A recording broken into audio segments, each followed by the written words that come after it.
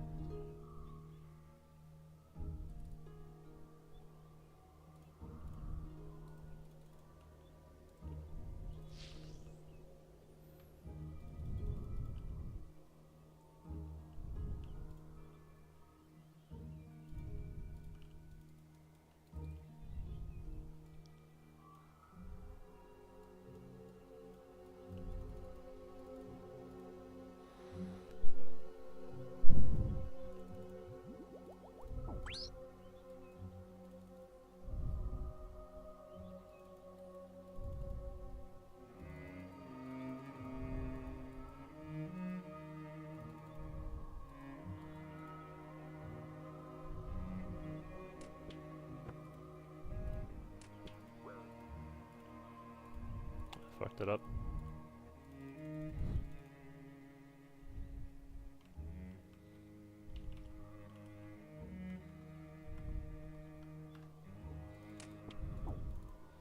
Taurus, I'm not ready at all.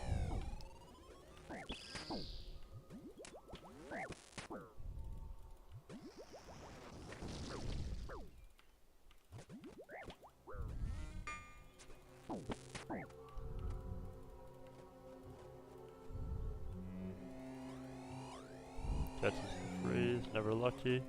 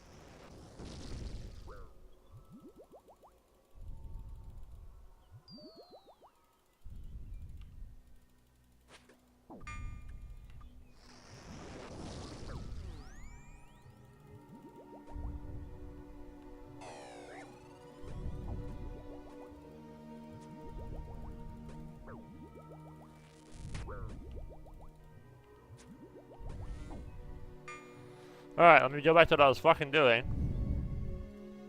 Before some fucking dumbass attacks me. Complete fucking idiot moron.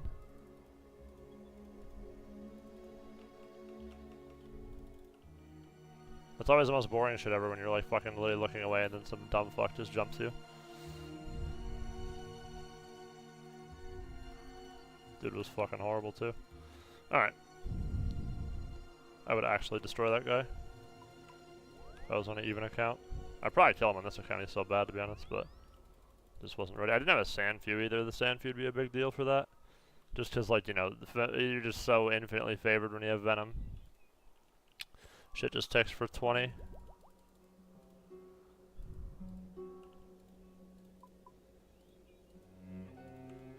Okay.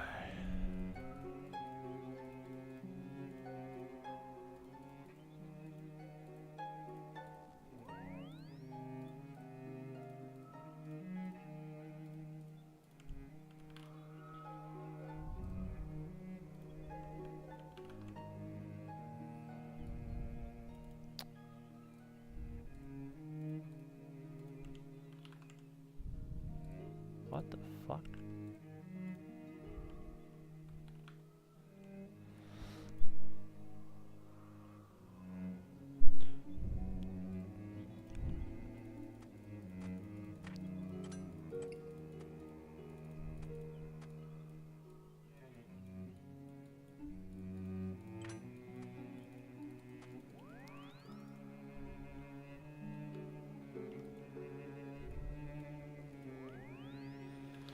Disturb.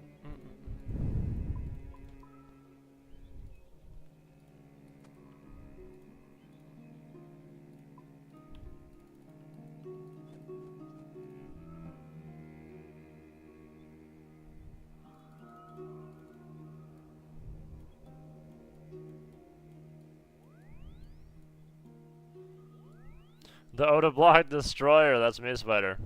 That's me.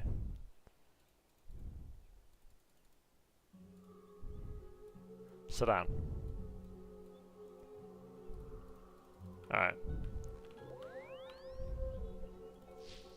Just got attacked by some random fucking max pure. 87 attack, 75 attack pure.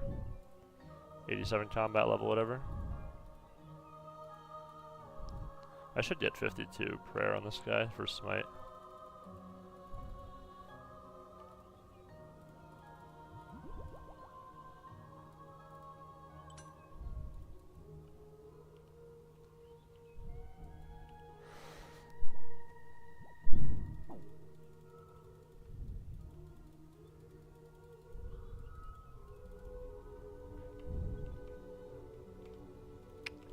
How we doing, Spider Legs? Have you played the Moppers beta at all? Are you a Mopper or not really?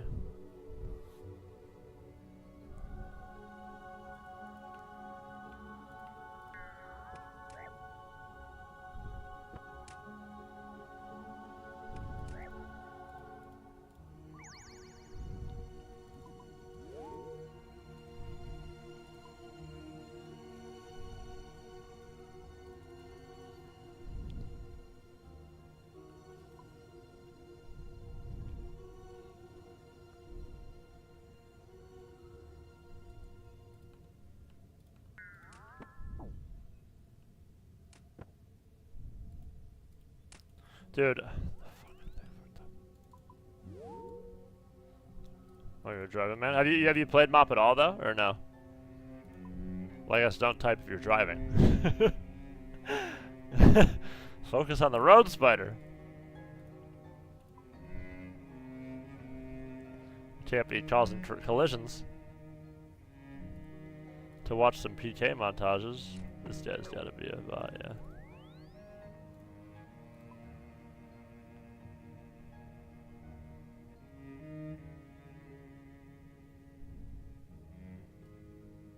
I have audio only. Oh. Interesting.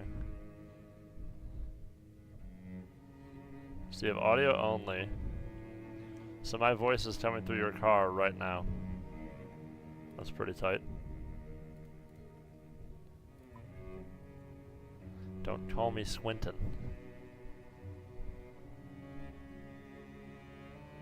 What the fuck is this granite shield?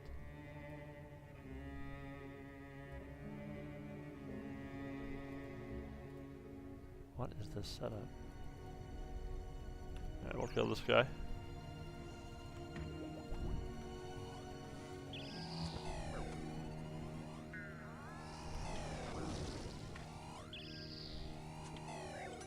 Fucking shitting on this guy, by the way.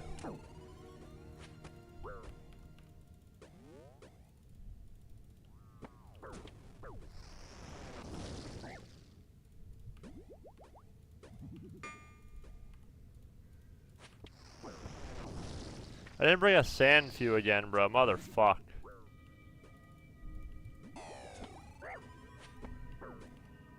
He just didn't venom me. Cause he's garbage.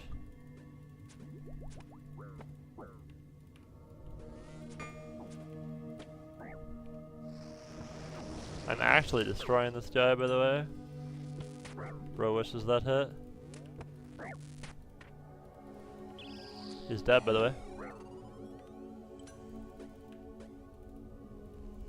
Yeah, that's what I thought, pussy boy. Better fucking run, dumbass. Plus 61, by the way. Get fucking shit on, moron. Plus 51 damage into a fucking maxed pure with a fucking toxic staff. Get the fuck out of my lobby, you dog shit player. Damn, that guy got fucking shit on. Absolutely destroyed, actually.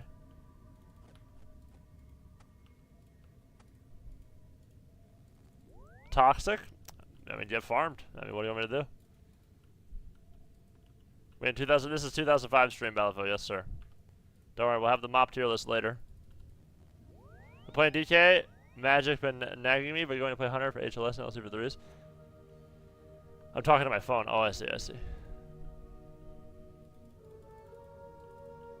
Right, okay, so you're a DK, so no gel pen? MOP tier list? Yeah, I'll do a MOP tier list today. I need a sand fuse serum, bro. That would make a big deal. That would make a big diff. Do you actually know enough? Yeah, I do, for sure. Seems soon. No, I mean, I know enough about that. I've played, I don't know, I have like a few hundred games on the beta now. I know what it looks like.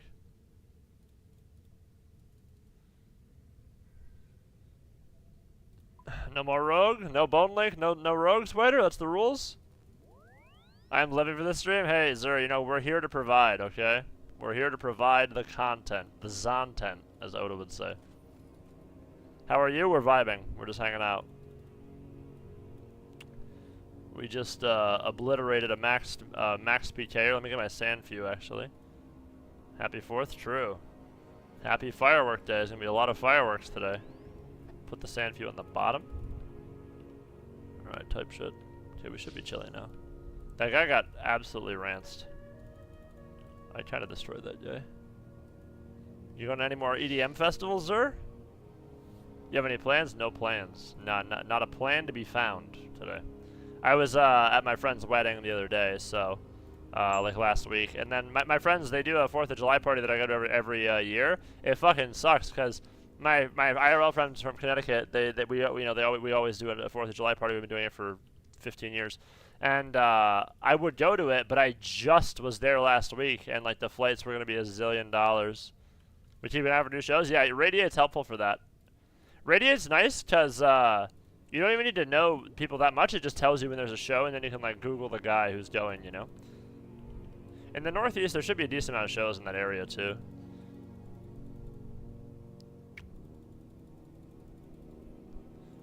Do you have like a favorite DJs there? Or do you just kind of like play whatever's on type shit?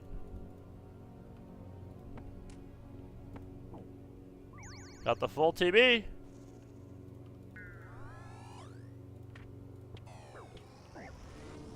Just whatever, I see. Can my game? I'm terrible.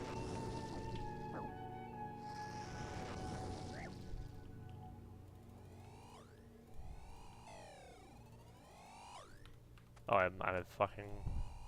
Bro, he got away because I'm using chaps. I'm such a dog. That's crazy. He gets away because of that. Oh, maybe not.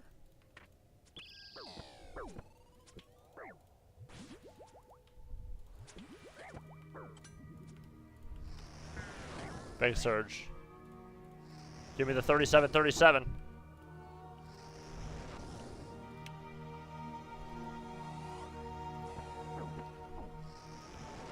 Yeah, I'll be doing a MOP tier list later. And yeah, I think I have plenty of info about LFO. It's not, MOP is not that complicated, to be honest.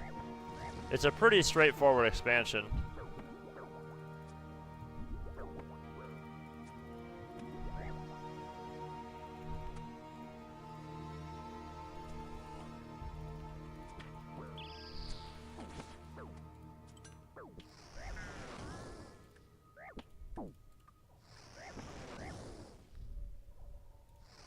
Dude, I just can't hit this guy, by the way.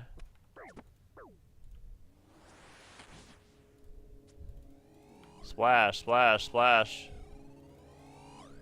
Chat, we are splashing. We're just we just can't hit 0, 0, 0, splash, splash, splash, 0, 0, 0, splash, splash, splash. Like, it's actually crazy.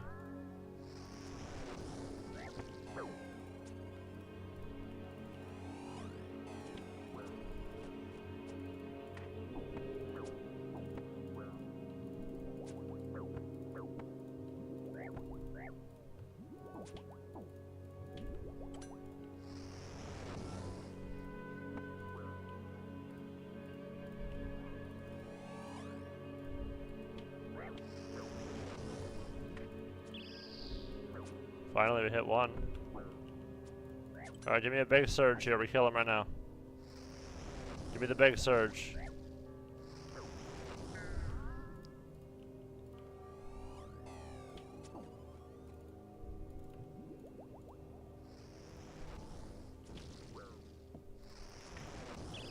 I hate these fucking AHK bots, they're so annoying. These bots with the fucking auto prey flick.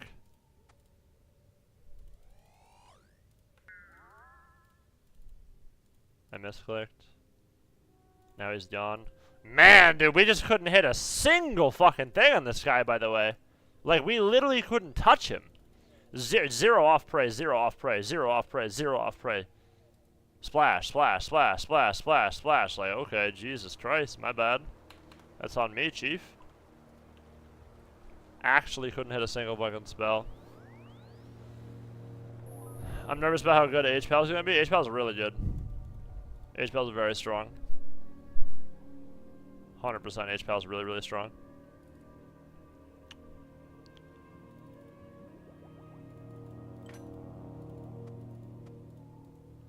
H-Pal's really good. It's like a similar setup as it is in Chata, kinda.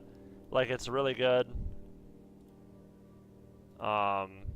You know, it has insane burst healing. Although everyone kind of has insane burst healing now, but it does have that hot. It has illuminated healing now, so.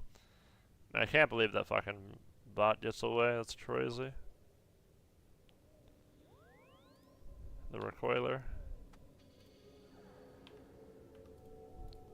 Yeah, HPL is very good.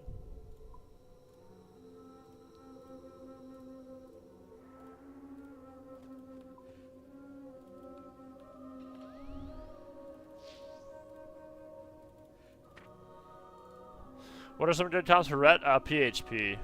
Hunter, Marksmanship Hunter, Ret, and then Holy Priest is really, really good. But the healers are much more interchangeable in MOP. Like, every healer is just really good now. Like, you could honestly, like, obviously there's going to be better situations in MOP. Like, you're going to have healers that are better for certain setups. But it's, like, not even close to, like, Wrath, for example. Just because, like, with the homogenization of everything, right? Like, when everything is the same, then, like, you know, like, who cares what healer you're playing, you know? Like, you can play the comp with any fucking healer, which is good and bad. It has pros and cons. But, yeah, like, legit. I hate Hunters. Well, sucks to be you. That's a really good comp for you.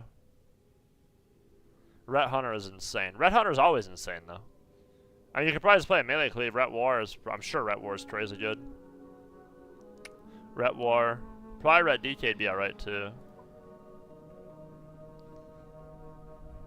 Did they nerf MS to 10% in MOP chat? I actually don't remember.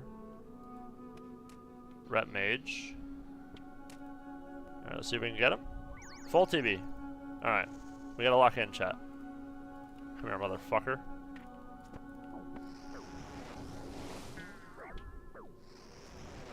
I'm about to fucking surge this guy into the next dimension. Just splash. Yep, splash. Yep, splash. Yep, splash. Splash.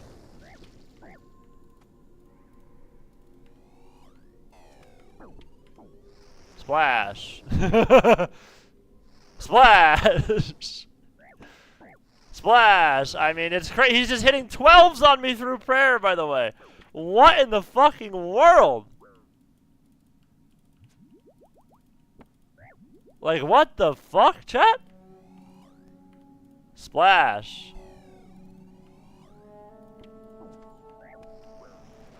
We're trying to get him, Mr. Chris. I'm taking these fucking bots out. I'm splashing every single thing. Alright, now he's praying this. Now we can start hitting him. Big damn there. The 37? Oh, we don't get.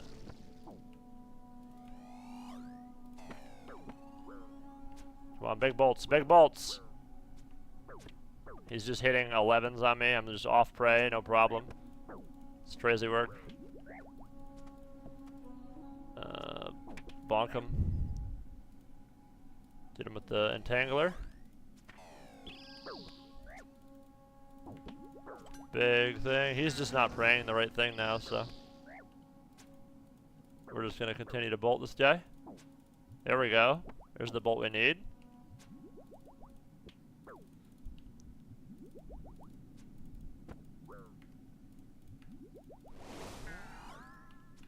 He gets away soon.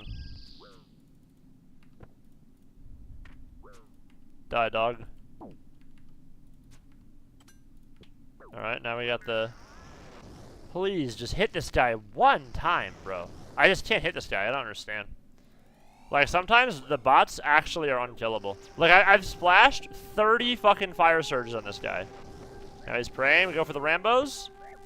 0. 0, 0 off prayer. 19. I mean, my DDS did 70 damage with 4 off prayer, by the way. That's fucking crazy. And we splash again? I mean, what's the point? I mean, what's the point? Like, what's the point?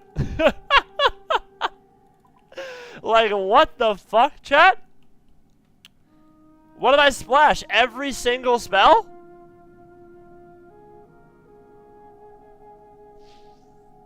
Go train your mages. 95, bro.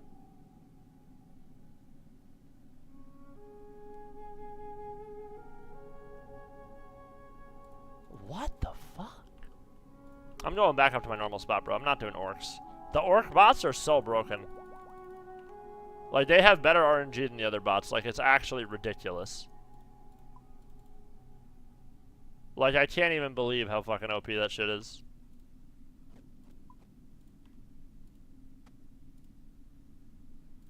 Alright, we're going to the regular spot. Fuck the orcs. Orcs are so trash when you don't have, like, the best setup in the game. If you're just on DDS and you're fighting these fucking AHK scripters, like, there's just no way. Like, I can't, I'm just hitting them off prayer, like, religiously, just 0, 0, 0, bolt 0, bolt 0, bolt 0, bolt 0. It's crazy. Surge 51 XP, Surge 51 XP, Surge 51 XP, Surge 51 XP. I mean, it's just ridiculous. Alright, bro wants to tussle.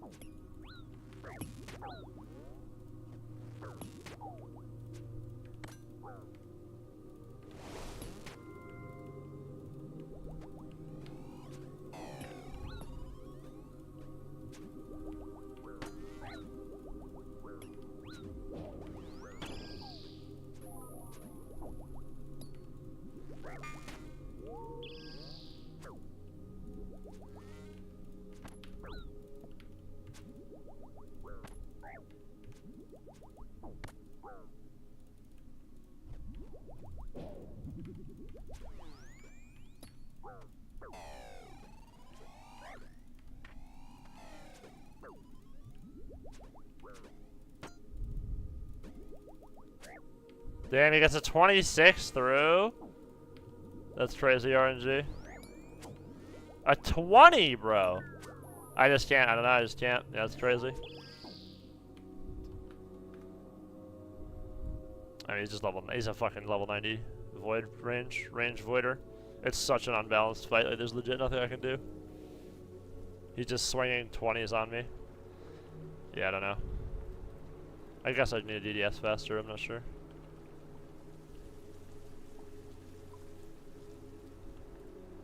I mean, it's just horribly unbalanced. Like, I'm literally a level 76 pure into a fucking 90 voider. That's maxed. It's like the guy has to actually die at the keyboard to lose that fight. He's got fucking like $2 million, $10 trillion setup. We could Rambo him if we get lucky, though. He actually wasn't as ahead as he should have been, to be honest.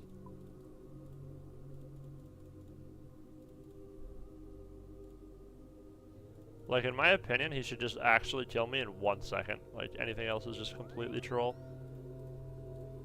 The fact that he had to eat and I was ahead of him in the opener is insane. Okay.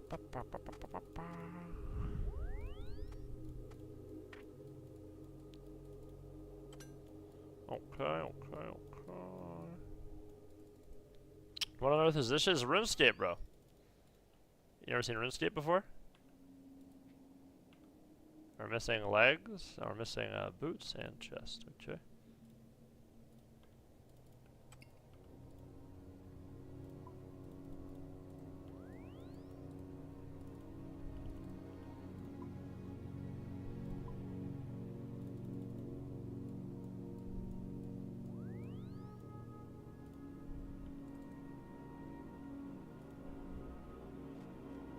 You should set up a gear tab on the left? What does that mean? I don't even know what that means. What does set up a gear tab on the left mean?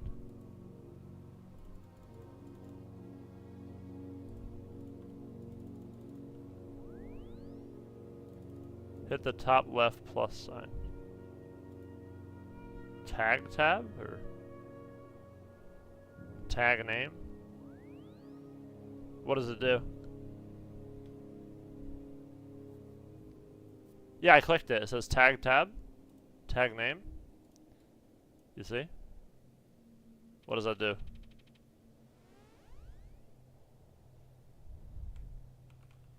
PvP. Now what happened? What does this do? Click it. Enable layout. Okay.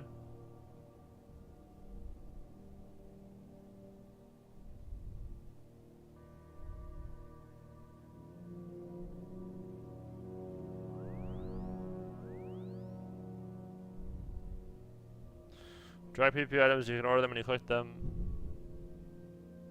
What does it do? Oh, I'm sure it's fine.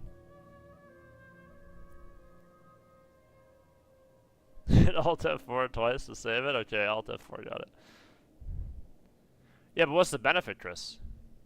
Isn't it the same as this? It's the same as doing this. I have to click all the shit. It's not like I press one button, right? I have to click it all. Or is it one button and everything's all set? Because you can duplicate. It's gonna be in general. It's a spec for. It's not a 3s tier list. No, it's a spec tier list. Mad Philly. It'll have every class and every spec. Yeah. So Chris, is it one? Like, do I click one button? Like, I go in here, boom, one button, everything's on, or is it I have to click? Because I don't fucking care if it's that, you know? I would rather just click through here. I have it all set up. Is it one button, Chris, or no? Because if it's one button, then I'll do it. Not one button, then I don't care. Thank you, though. Nah, I'm sure it's not that much better. Because I've used the fucking add-ons or whatever. Like, I've used this stupid shit on the right side, and they're like, oh, gear select. It's a joke. It's like the same exact thing. Because it's going to be the same exact thing as I have. You're just going to have to click all that shit. You're going to have to just, like, click. You got to click, like, 10 zillion fucking times. Do I have to click each item individually, Chris, or no?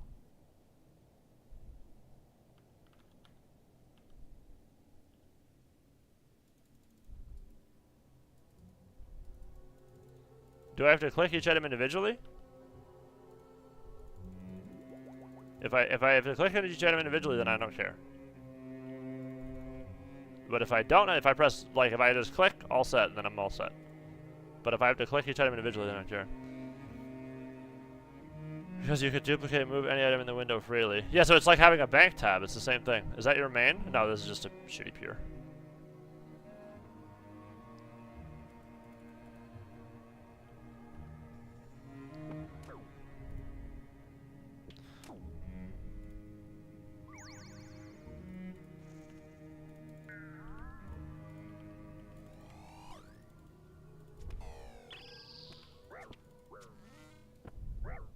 Yeah, I appreciate it, Dress, but I'm good. It doesn't take long to re-gear.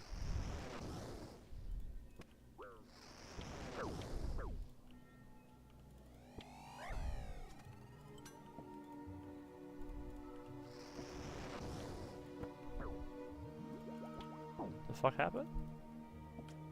Oh my fucking god, my Tome of Fire ran out. Jesus fucking Christ.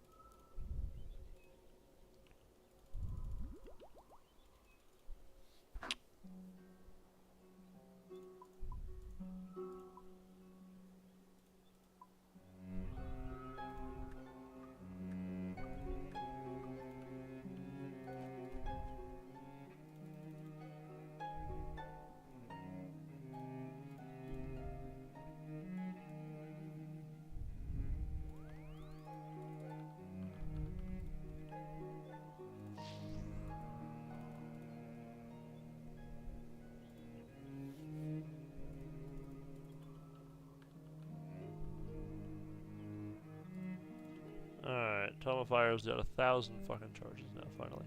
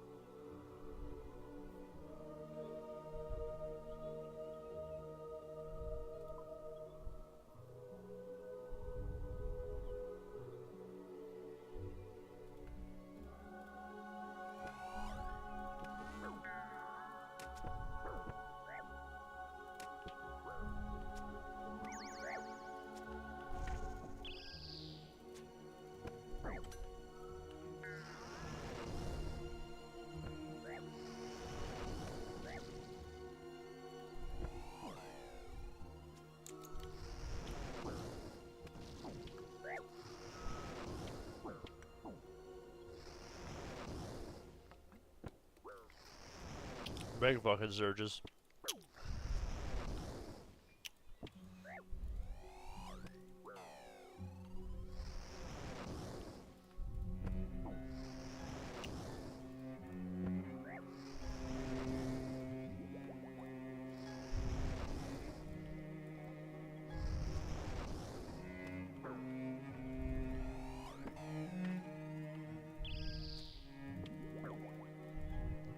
Alright, now we got the bot flicking. Now we're bolting his ass off prayer. Big bolt.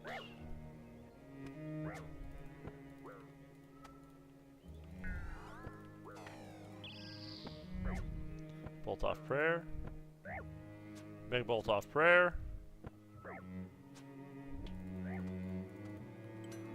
Give him a couple couple surges. He's still praying a range. He's still praying thing.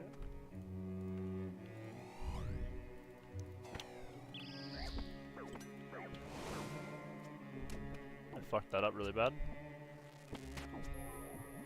Lost all my prayer. I think I just got chance technically.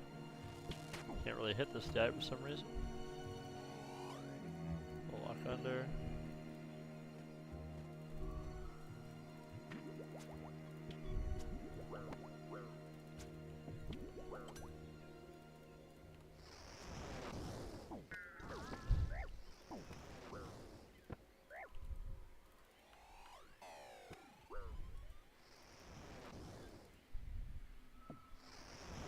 Splash, splash, splash.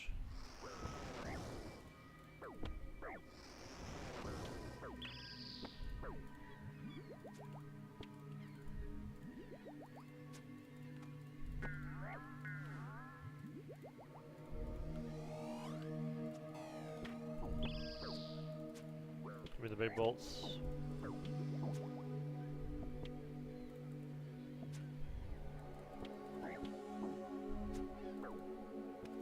Bro's dead here. Big surge. Later. Oh my god, he lived! No way he got away. There, we got him. Bro's actually on 1 HP. I just can't hit him. 0, 0, 0. Finally.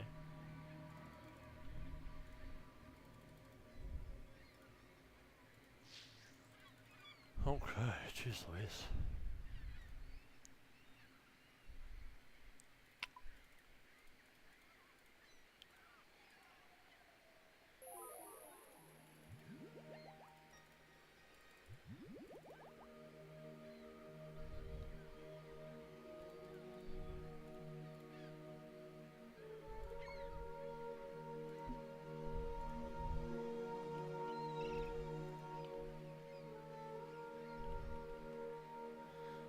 The keys in the wildy boss are closer to 600 to 1 mil. For like you're talking about spindle and shit. Is there I can't kill them on a pure though, right? They're all like level 100, right? They have to have like a Zerg or something. Or like I'd have to use my main probably. For spindle and shit. There's no like level 70s killing spindle, right?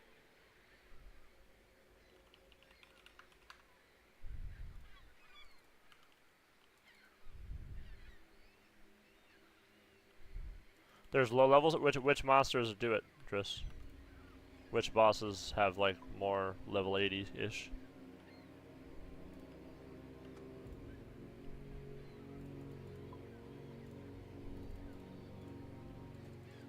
Ursul?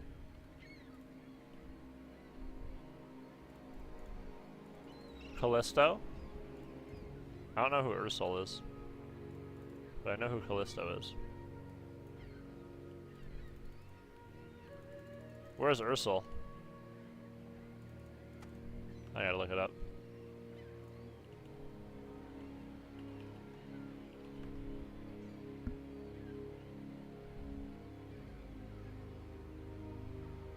Barrier Soul mini quest? You talking about Callisto?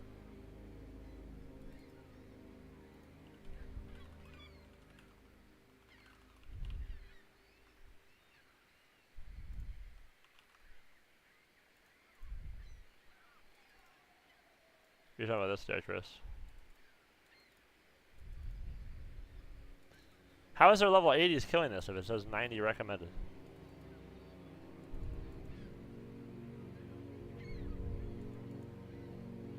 How could you kill this as a level 80? If you need 90 every stat.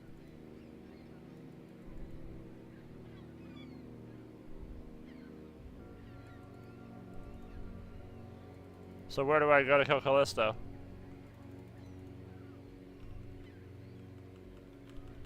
I thought you killed Callisto with Varix.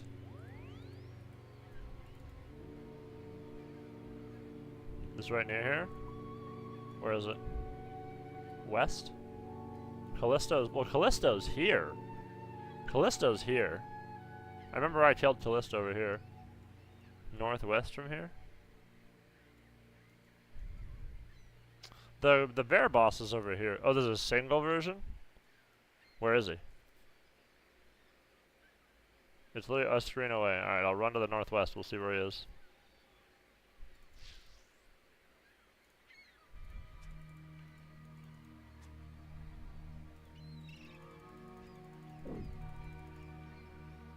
The dungeon northwest of me, okay. This is Rev Caves, so it's obviously not Rev Caves. Above you. This one.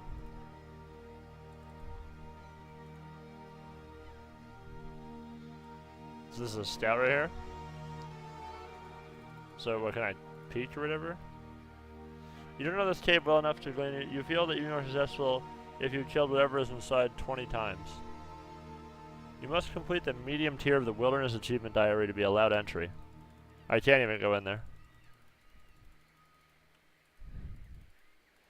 I can't go in there, unfortunately. Nah, this is just a pure. I haven't done shit on this guy. I'm just killing people.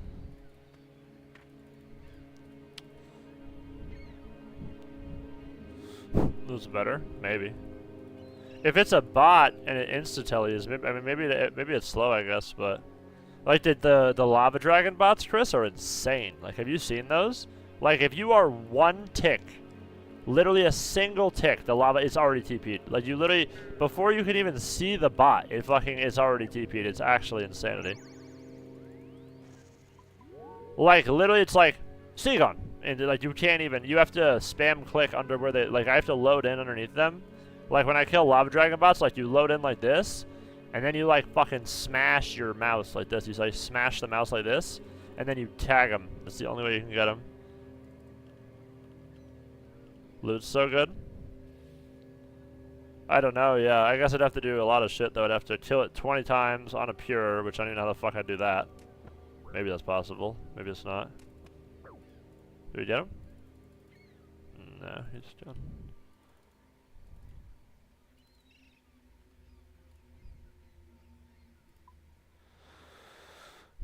It's incredibly easy. Well, I'm sure it's not difficult, it's just annoying. I don't want to do tedious bullshit, but I guess, like, whatever. If it's, like, insane loot or something. Could watch a YouTube video on, like, killing Callisto boss to see what they have. Oh, wait, this guy's flicking.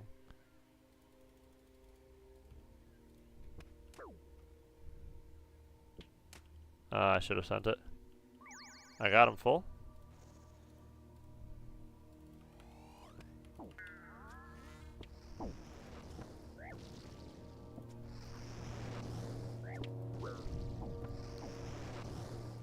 I like fighting the PKers in here.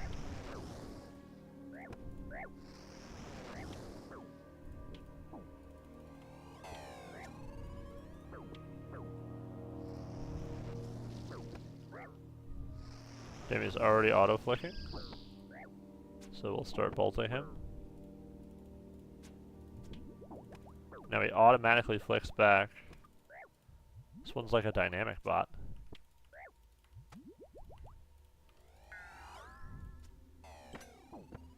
Poke his ass. Why is auto retaliate on? No one knows. Big surge. Gotta catch him. A level 60. I could just DDS this guy and he would just die.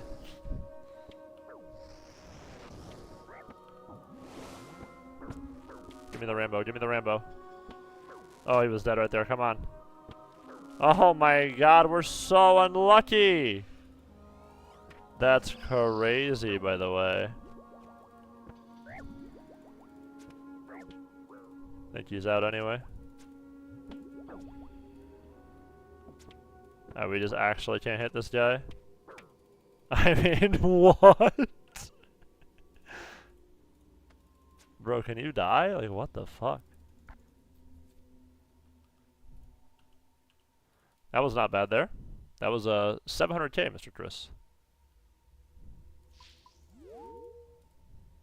I feel like the orc bots are, if the Callisto kills are like 600 to a mil, I feel like the orc bots are like comparable. I guess they're a little less maybe, but if you're getting like a mil off Callisto kills. I guess it would also depend like how fast can you kill the bot, you know, how fast can you kill these Callisto bots? Is there a lot of them, you know? If there's like 1,000,000 Callisto bots every inch, then, you know, then it's probably fine. But if you can't find them, if there's not that many, then it could be a problem, obviously.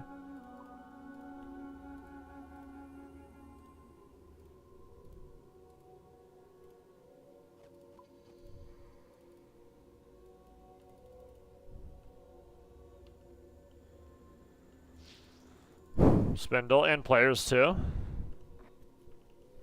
I've seen Oda kill the Spindle people before.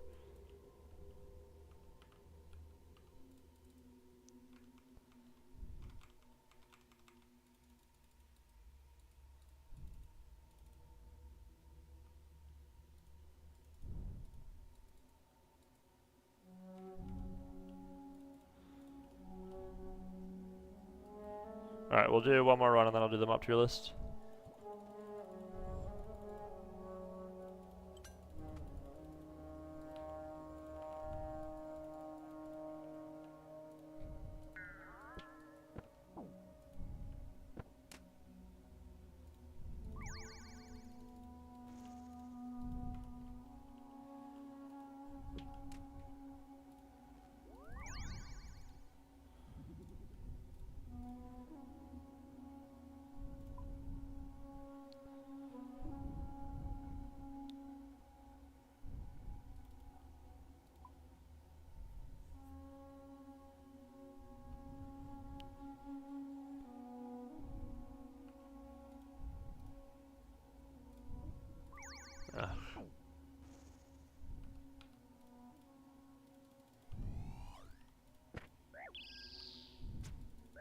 Might just fucking go after this one.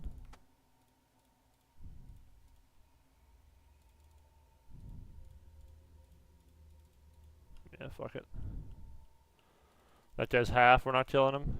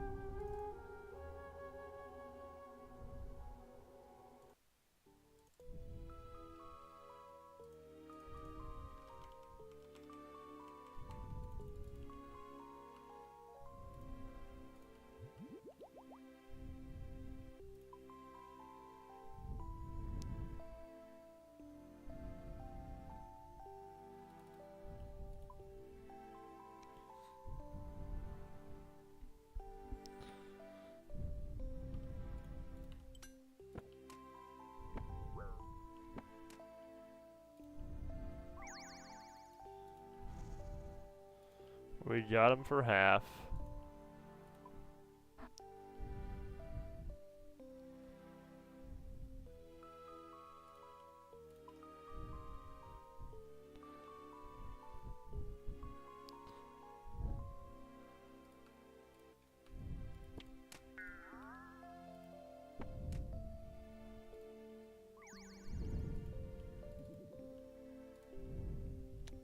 There is so many orc bots, like there's just like a bot in every world that works. And they all have the fucking flick script.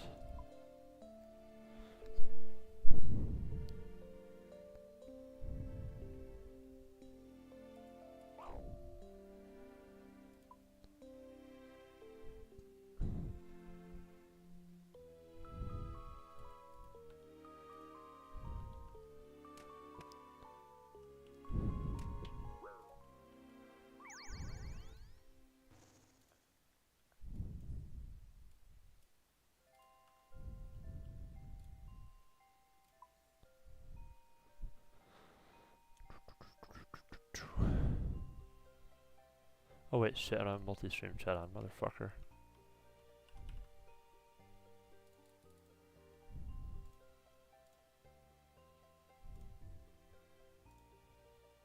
Okay, good.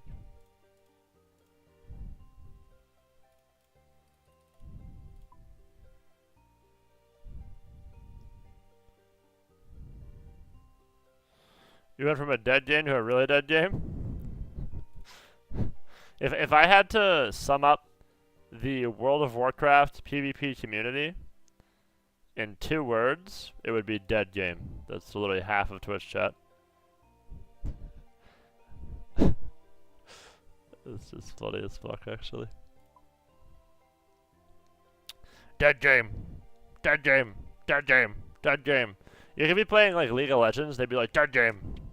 You could be like in Worlds at League, and they'd be like, yeah, this shit is dead. That's just like how WoW viewers are. Like, WoW viewers are the most miserable fucking people of all time. It's actually hilarious. Dead game. Dead. Pointless. Fucking pointless. Dead. Miserable. Dead.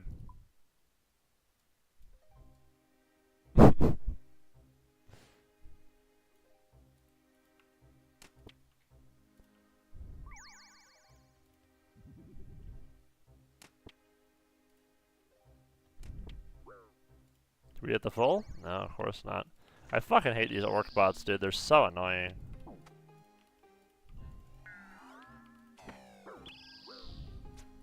Dead game.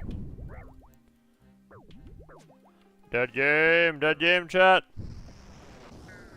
Mop hype. Dead game. Mop hype. Dead game. Hype. Dead game. Hype. Dead game. That's literally every World of Warcraft viewer. Hype. Dead game. Hype. Dead game. Hype. Dead game. It's like a fucking manic person. Hype, dead game. Holy fuck, Wrath's gonna be so hot, dead. Hype, dead. Hype, dead. Dead hype. Mop hype, dead. Dead game. Why would you ever play Mop? Mop hype, dead. Game's completely dead. Dead game, dead game. Mop hype, dead game. Mop hype, dead game. Dead game, mop hype. Hype, dead game. TBC hype, dead game. Game's dead. Game's dead, guys. Guys, the game is completely dead. Not a single player. 0 players online right now.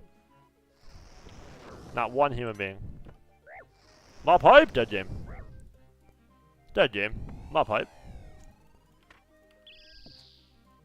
TBC hype, Wrath hype, dead game. Fucking nothing, of course. Just give me the Rambo one time, please. Dead game. Oh my god, dead game! Kill this guy. Your game is dead. Dead game, up hype. TBC hype, Wrath hype, dead game. Guys, the game is so dead. It's actually crazy. Dead game's completely dead. Mop hype, dead game. TBC hype, dead game.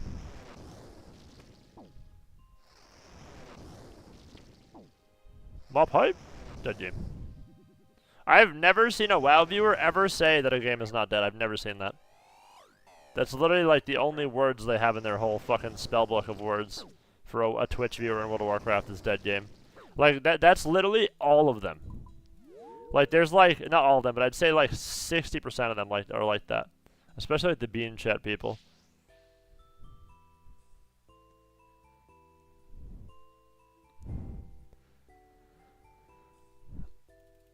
Dead game? Oh shit, you play OSRX? I do, Shexy, a little bit. Not too much. Mop isn't hyped, it's gonna be dead.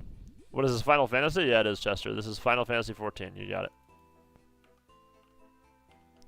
No, this is Dead Game 2, apart from my Dead Game 1. This is Dead Game number 2. I only play games that are that have 0 players. If the game has more than 0 players, I will not play it. I will only play games where there's not 1 player. Like this game, there's not 1 player online in RuneScape. So that's why I'm playing it, because there's 0 people online. Add my RSN. Well, I'm just PKing on this guy. This is just my peer. I'm just doing some solo stuff.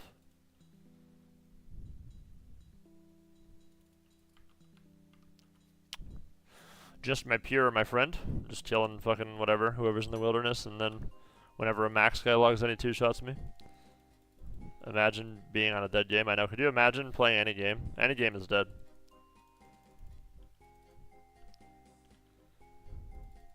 That's the only way you get the R1s? Is what?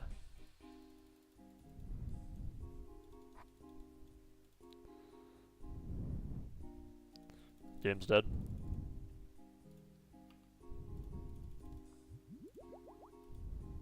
Sorry, I don't understand. Playing as 0 players? Yes, true, of course. Of course.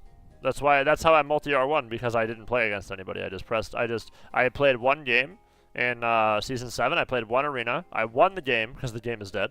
And then, yeah, that was it. I was sat at 96 rating, and I was multi R1. Yep, I had one game played for the whole season. I just win traded it. And that was that, you know?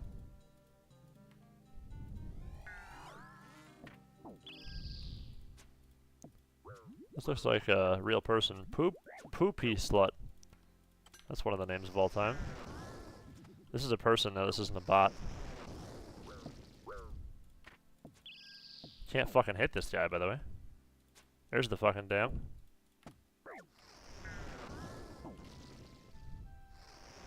Is this guy an anti?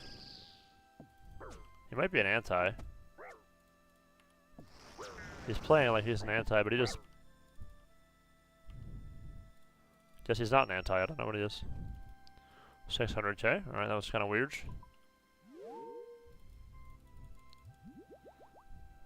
Full TV, yep. We did get him. We took him out, Chad. That was a weird one, though. I know, that was just bizarro. Alright, we find another one, surely. A quick 700k, dead game. Alright, let's kill this, bot in this dead game. Here we go. Full TB. Full TB. We got a live one. I misclicked my surge. Time to log out.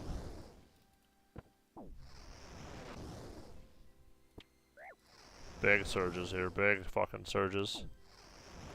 Dude, can I just not splash every spell, please? Splash, splash, splash. There we go. Give me some more of those 30s.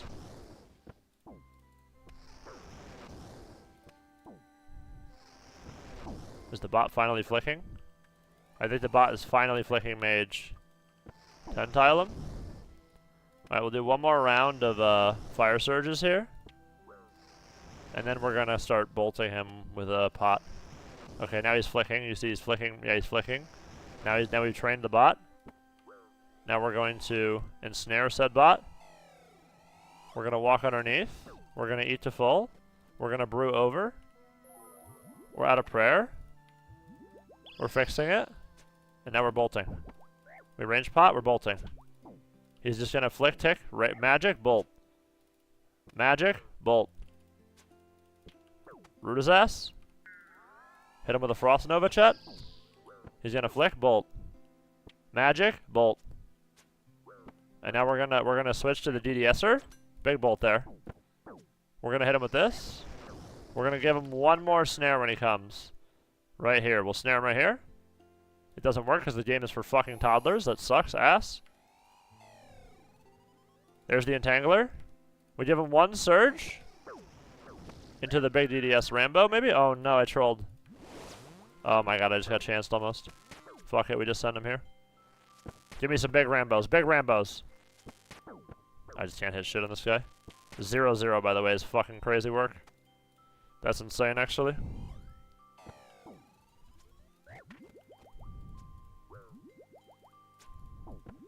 This bro's about to get away in a second here.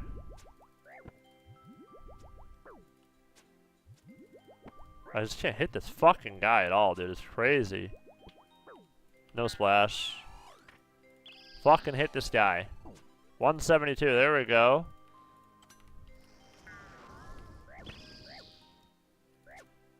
He's just flicking magic 24/7 and just eating zeros. Mage. It's crazy. He's level 68. He gets away in like 3 levels. Magic. Magic. I just fucking can't hit this guy, dude. Like, why is he legit invulnerable? I'm just hitting him off prayer every second, by the way. I'm risking it. I mean, this is just actually crazy work. Oh, I don't even have fucking spec. I'm dog shit.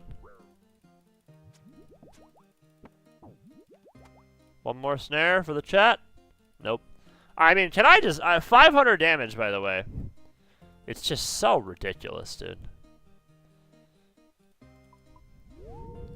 Are you PKing bots? Well, I would PK players, too. But, right... Yeah, like, basically, I'm at Orcs, which is where... There is players there. Like, that first guy I killed was a player.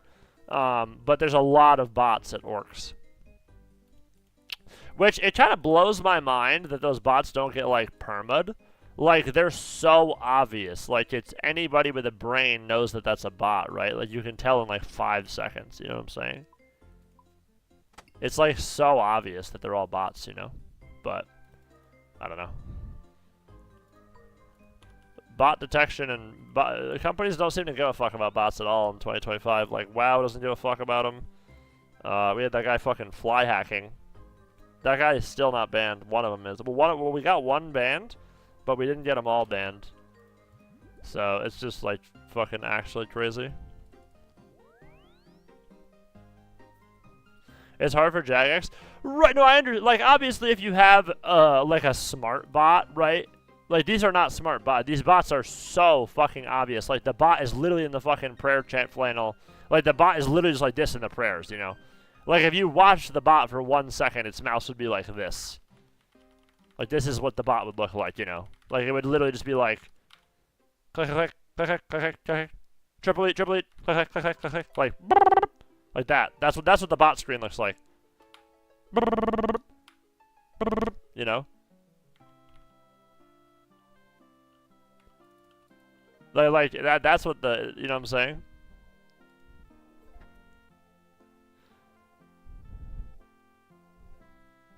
I had premium bots and my ass got banned? I don't know. I mean, obviously not. I don't think so. I mean, at least not in the fucking wilderness caves. I see them there every day.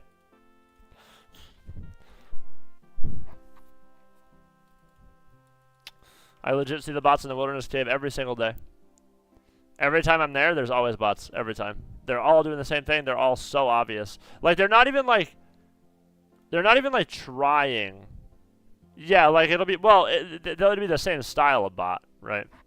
Well, yeah, I see the same names a lot, too. Some of these bots are level 110 range. Like, you know what I mean? Like, some of these bots have level 110 range. Like, it's like, yeah, I wonder, you know? I don't know. Like, if I was Jagex, it would be so fucking easy to ban them. Like, it would actually, unironically, it would be so fucking easy. Alright, chat, where do we put the fucking... Where do we put the camera? Like, obviously, if somebody's got an advanced bot, and it's like, you know, it's doing shit, it's like, it's varying its playstyle, you know, it's like fancy, it doesn't like look like a bot, you know, it like has a normal human mouse and shit.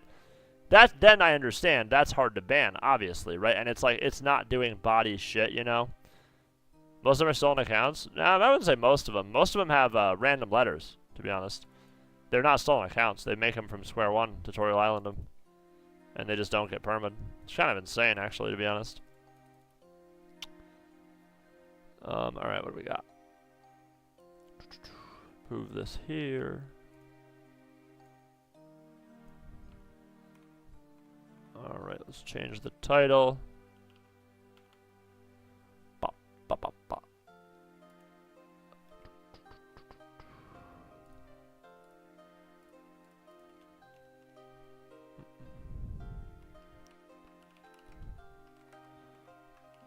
Okay.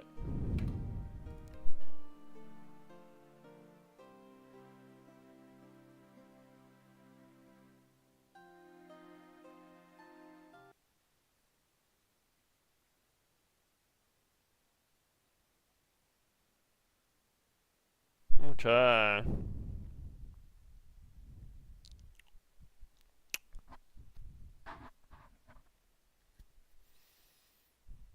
Sweet.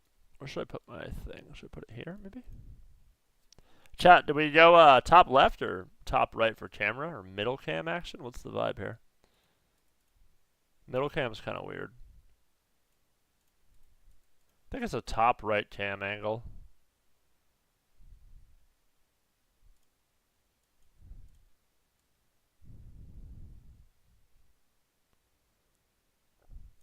Something like that. Alright.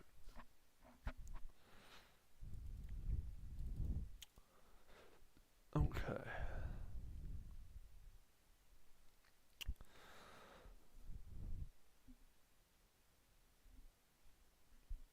Sweet.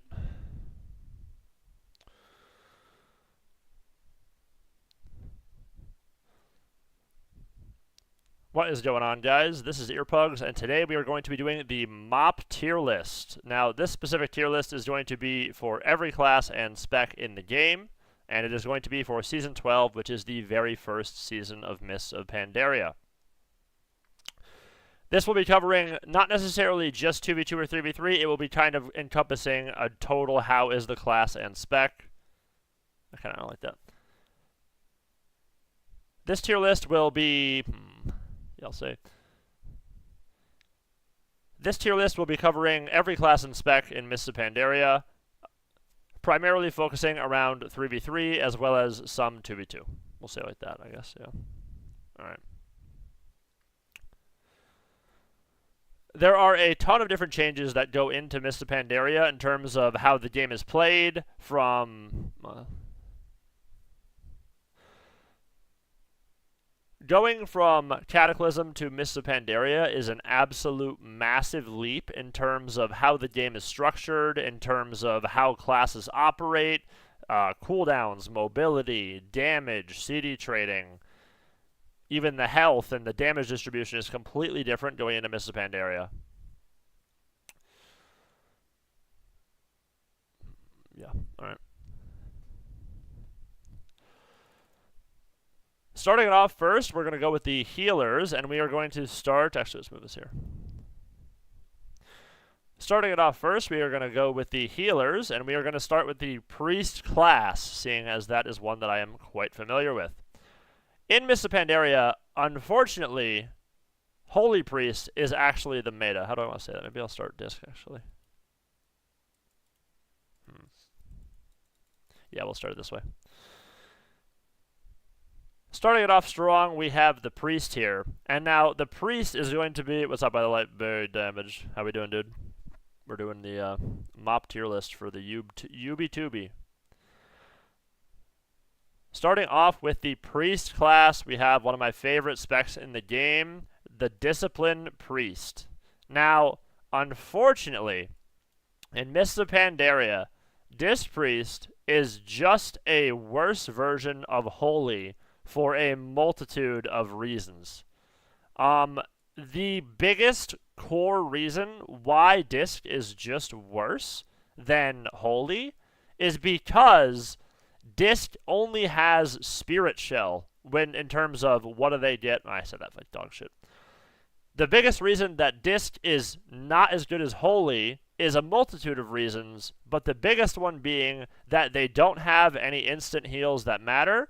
Holy gets Surge of Light. They also get... Well, how the fuck do I want to say this? It's kind of annoying the way I'm saying this.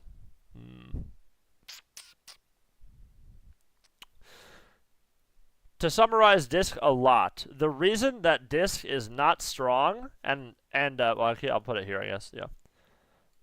To oversimplify, Disc Priests in Mists of Pandaria have one ability, which is called Spirit Shell.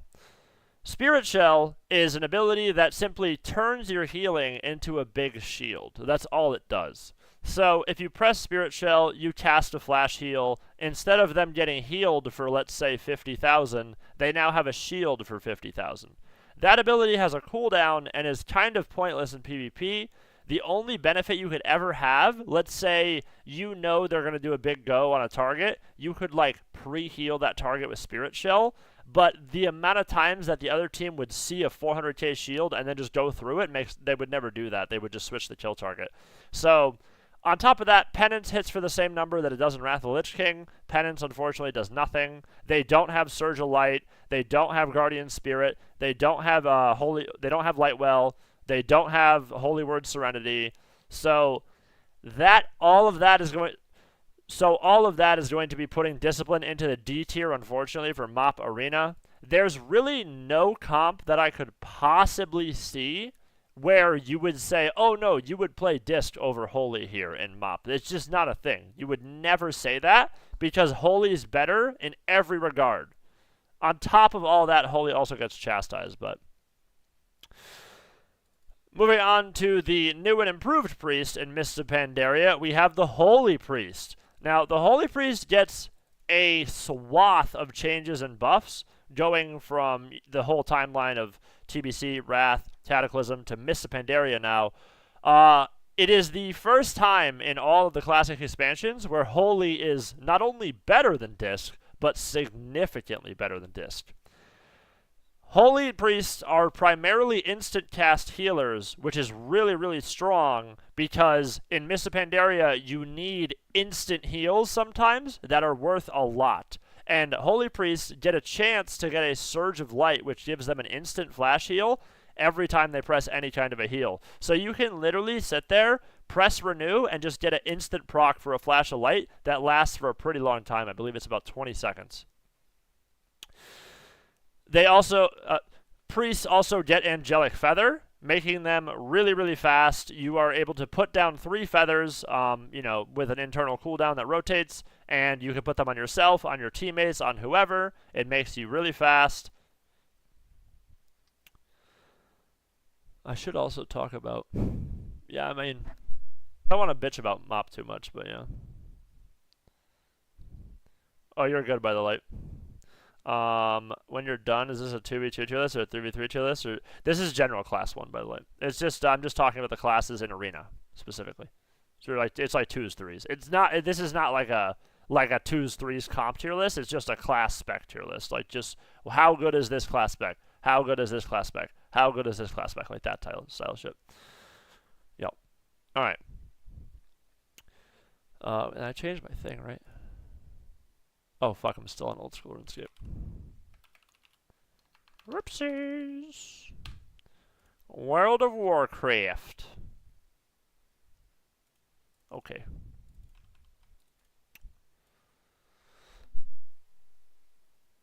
Lost my train of thought a bit now because I'm... Oh, feathers, right? Yep. Priests also pick up Life Swap as a new ability. It's called Void Shift, but everybody calls it Life Swap. It will instantly switch your health bar with another person's health bar, which is really, really insane. You'll notice a trend in Mists of Pandaria, because in MOP, all of the healers become giga broken. Like if you took a single healer from any of these tier lists, Resto Druid, Holy Pally, Arsham, Holy Priest, and you put them in Kata or Wrath or TBC, they would be the best healer in the game by 20 miles. Like, it's not even comparable. Every healer in MOP is so broken, it's unbelievable. And since everything in MOP is kind of broken, that's what makes it balanced in a way. Okay, so we got that. What the fuck else are we talking about? Holy Priest. The reason that Holy Priest is going to go very strong into the A tier is because they have a ton of mobility for their team with the Feather, as I mentioned. They have Chastise now, which allows you to 30-yard instant cast, incapacitate somebody for 3 seconds, and then you use your Feather, you fly across the arena, you can even go invisible with Spectral Guise, and then you go Fear the guy, and then you have Dominate Mind as well. You have Psyfiend, Dominate Mind, which is Mind Control. It doesn't have a DR with Fear, so you can literally Chastise, Sprint, Fear, Mind Control, Mind Control, Mind Control, then your Mage Blankets, then your Mage Sheeps.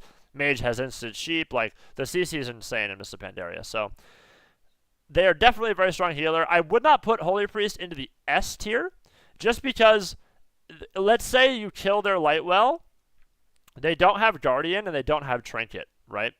They are a very CCable healer, And although they are going to roll Renew on people and stuff with Palm, and their shields are all right in MOP, the general vibe is that they can't do a lot of healing if they're in crowd control, and they don't have many avenues to mitigate that, right? They have Shadow Ward Death, they have Fear Ward, they have some avenues. But if you get hit with one of the 10 million instant CCs in Mists of Pandaria, Stormbolt, Blanket Nova, Palm Sheep, to Howl of Terror, Shadow Fury, Death Coil, there's just a million CCs that can hit you, and they start the CC chain. You are going to not play your character, sometimes for 30 seconds, and that puts a lot of pressure on your DPS, whereas a class like Resto Druid would have HOTS rolling on that target. Resto Druid could also use Ironbark in... Resto Druid can also use Ironbark and Sen Ward and Silence, which is really ridiculous. Shadow Priests don't have any abilities, Holy Priests don't have any abilities they can use while silenced. With all that being said, they are still very strong. Definitely a rank 1 capable spec. Holy Priest is very, very good. It's pretty fun if you like to be mobile. And overall, yeah, just a super strong healer. Has a great setup list. Has a great amount of comps. They're a very tempo-based healer. Like, if you are a very pressure comp, like RMP or jungle, right, you have a lot of damage. You're putting a lot of CC. You have a lot of front-loaded goes. That's where Holy Priest is really, really good. They don't really want to dampen. Holy Priest doesn't really want to go super late game. They want to end fast. They want to use their Chastise Fear every 30 seconds off CD.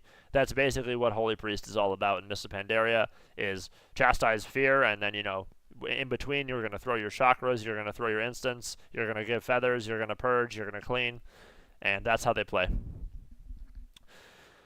Moving up next, we have the Holy Paladin. Now, the Holy Paladin is very, very strong, just like pretty much every other healer in Mists of Pandaria. Every healer is very, very strong. I would put the Holy Paladin into the A tier for sure. It is a very, very strong healer, and in terms of how does the class work, it doesn't really change. And from, let's say, Wrath to Kata to Mists of Pandaria, the Holy Paladin is very similar to Kata as well as Wrath. If the Holy Pali's free and they're casting, nobody's dead, ever. Like, nobody could ever die. Like, they have such spike heals. They also get a little bit of a hot with Illuminated Healing now. But as far as a concept goes, like, what does Holy Pally bring to the table, right? You've got freedoms, you've got bubble, you've got bop, you've got sacrifice, you have wings, you have guardian. It's a huge thing in terms of pressure. It's a very pressure-based healer. On top of that, since the heals have been buffed so dramatically in Mists of Pandaria, Holy Pally now can actually dampen a little bit compared to what it could before. So, obviously, is a Holy Pally the best dampener healer in the game? Certainly not. But can a Holy Paladin in MOP go late game much better than it could in Kata? Absolutely. It's uncomparable to in terms of how strong every healer is. The previous tier lists all put H-Pal at C tier. H-Pal in C tier is fucking psychotic. That makes no sense. That makes no sense. Some of the new stuff that Holy Pallys get, they do have a castable fear now, so you can cast Turn Evil. It is an 8-second fear, which is pretty insane. Let's see, what else does fucking H-Pal get, Chad? They don't really get too much that's, like, insane, right? H-Pal MOP, Talent Calculator. I know they have the castable fear, but, like, they don't have any insane shit. Why is this fucking retail? What the fuck? Blind. Is that H-Pal too? I thought that was just red.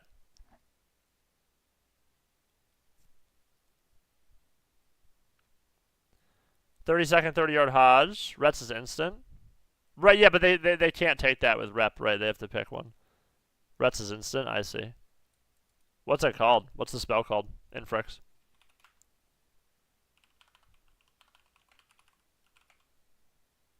What's the H-Pal spell? I guess it's a Paladin spell. Blinding Light. Oh, okay, MOP Blinding Light, right. Blinding Light, right. Yeah, I've seen, so that's just a default spell, I guess. I have seen H-Pals do this to me, so. Right. So, okay, so they got Blinding Light. they get this. Maybe I should show the talent list. Maybe I should show that too.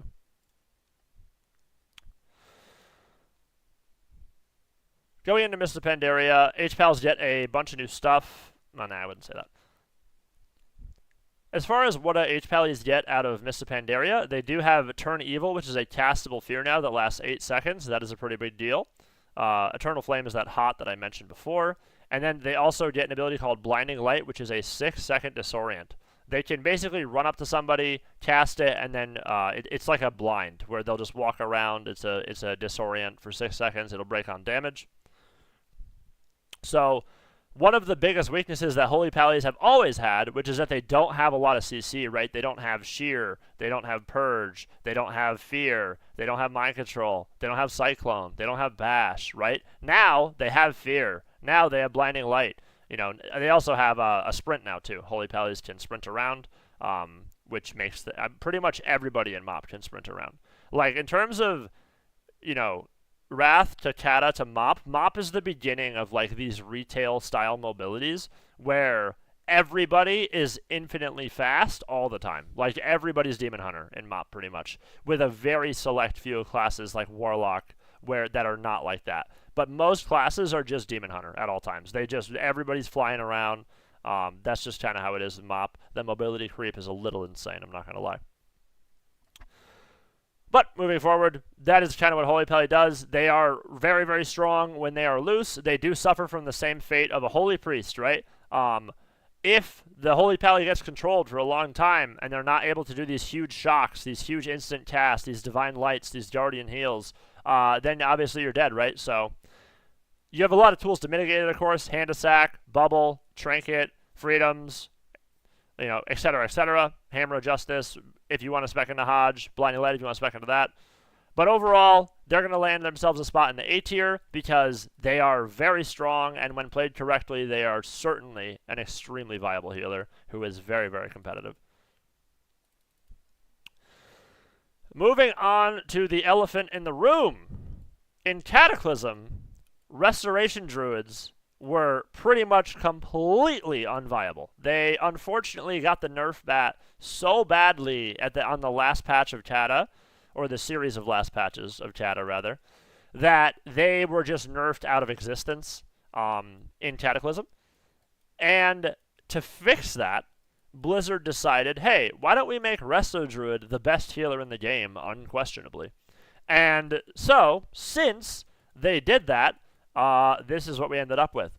In Mists of Pandaria, Resto Druid is certainly S tier. They are the best healer in the game by a decent margin. I'm not going to say that it's not so bad where it's like, oh my god, they have Resto Druid, we can't win. Like, it's not like that, of course. But it's certainly like, the Resto Druid's kit is the biggest. They have the most. They have everything in Mists of Pandaria. The list of abilities that Resto Druid gets going into Mists of Pandaria, I could make a whole video on just the list of abilities. So I'll try to summarize it and keep it quick for you guys. Resto Druid in Mists of Pandaria is still a hot-based healer. They still use Rejuvenation. They still use Life Blooms. You know, they have all these healing over time effects, but they also pick up something that they've never had in all of Classic Arena. Resto Druid is one of the only classes that from TBC to Wrath of the Lich King to Cataclysm has never had a Hand of Sacrifice, a Pain Suppression, a Power Word Barrier. They've never had anything like that. So now in Mists of Pandaria, they have an ability called Iron Bark, which is just a damage mitigation cooldown. And it has a 30-second cooldown, as well as having 2 charges. On top of all of that, it's usable while you're silenced. So that is just insane. They went from having zero damage mitigation CDs to having the best damage mitigation CDs in the history of the game up until Mists of Pandaria. So that's just Iron Bark. And am I right on that, chat? Somebody correct me if I'm wrong. It's 2 charges and it's 30-second CD. Right, chat? Any R-Druid Andes? I can message Creation, I guess, but it's 2 charges of Iron Bark and it's 30 seconds. It's 1 charge. Oh, is it 1 charge? I was told it's 2 charges, but obviously maybe they're wrong. Let's look it up.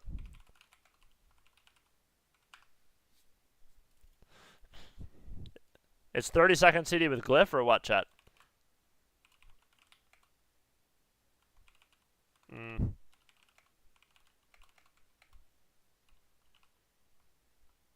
Oh, it's 4 set.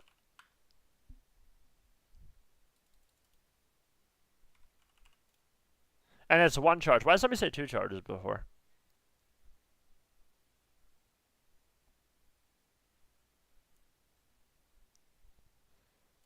I want to see the 4 set really quick.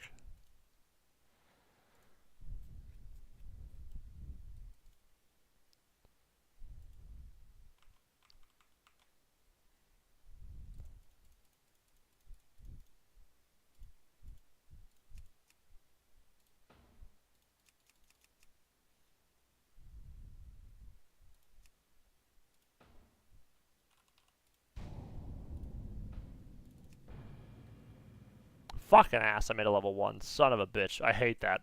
I hate that Blizzard does that. It's so fucking annoying. Shut up.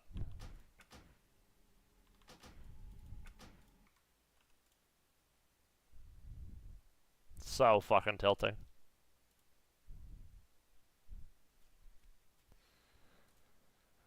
Actually, so fucking tilting. It's unbelievable.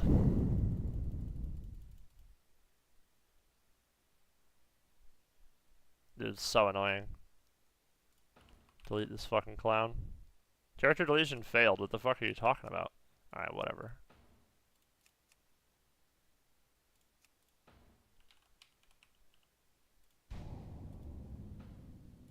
There we go. Yeah, dude. They always get you. They always get you. I want to see the talents. I want to see the 4 set. That's why I'm making one really quick.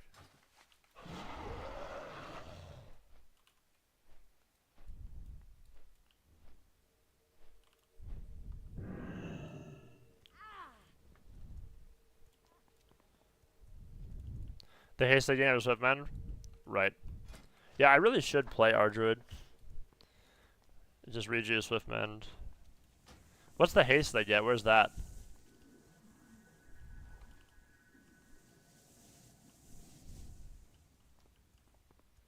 Instantly heals a friendly target that has active rejuve. Addition restores the 3 most injured allies. Oh, it's a fucking AoE. Soul of the Forest. Oh, it's Soul of the Forest, right. That's what you take over tree form, right? Or not, Incarn is tree form? Yeah, that's right. Yeah. You get 100% haste from your next spell. New chest with men. Yeah, it's fucking insane. I mean, like, what don't they have, chat? Like, our druids just have fucking everything. Like, this fucking class is just ridiculous.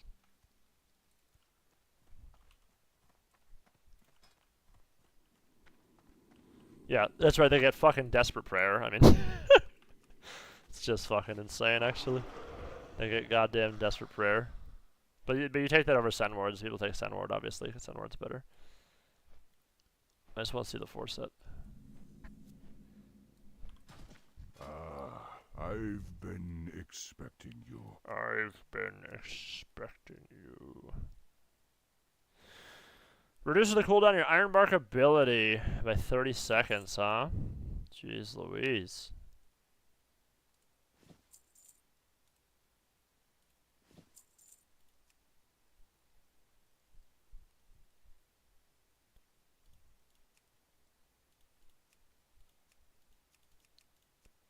Okay, where the fuck's the helmet, legs? Where's the chest?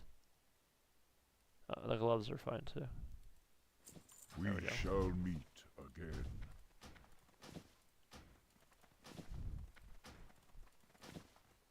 Shut up.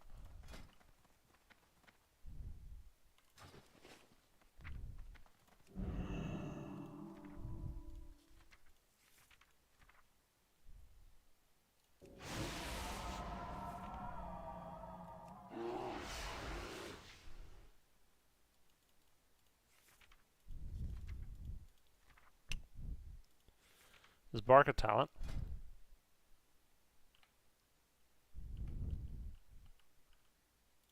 The fuck is Ironbark, chat? Am I hallucinating?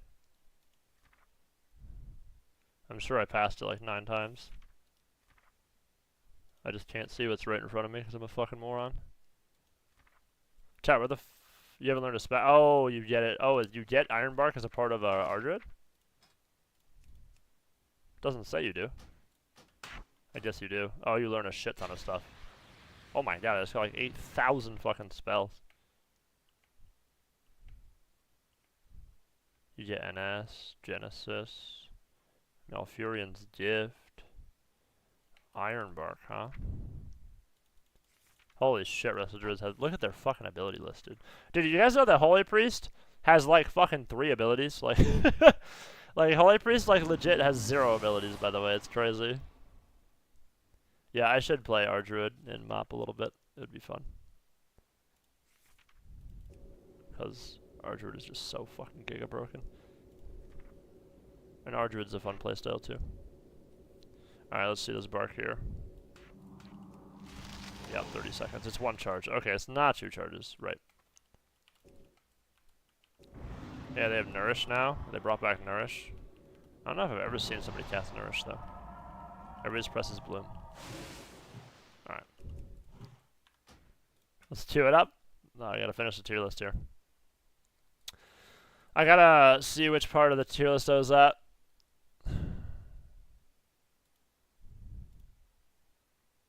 I gotta see which part I was at before I got sidetracked because I wanted to make sure I had the right information. Reap is a little insane, I'm not gonna lie. If you're dead, you want to spec into Hodge, Blinding Light if you want to spec into that. But overall, they're gonna land themselves a spot in the A tier because this guy has no idea what very he's saying. strong, and when played correctly, they are certainly an extremely viable healer. What an who idiot is this very, guy very is. competitive. Second cooldown, as well as having 2 rejuvenation. They still use life blooms. You know, they have all these healing over time effects. This guy doesn't even play Druid. They also pick up something that Same they've shirt, I never know. What had the fuck? That lazy in streamer, dude. all of Classic Arena. Resto Druid is one of the only classes that from TBC to Wrath of the Lich King to Cataclysm has never had a Hand of Sacrifice, a Pain Suppression, a Power Word Barrier. They've never had anything like that. So now in Mist of Pandaria, they have an ability called Ironbark, which is just a damage mitigation cooldown, and it has a 30-second cooldown, as well as having 2 charges. Look at this fucking idiot. He's wrong. On top of all of that, it's usable while you're silenced. It's a damage mitigation cooldown, and it has a 30-second cooldown, as well as having 2 charges. I'll just cut that, On bro. top of all of that, it's usable while you're silenced. So that is just insane. They went from having zero damage mitigation CDs to have. Look at those shoulders. We're juiced. We're fucking jacked. That's true. This is a triple XL too. Barely fits, you know. I have a 90-inch shoulder width, you know. It's hard to put on clothing. Having the best damage mitigation CDs in the history of the game up until Mist of Pandaria. So that's just Ironbark. And am I right on that, chat? Okay.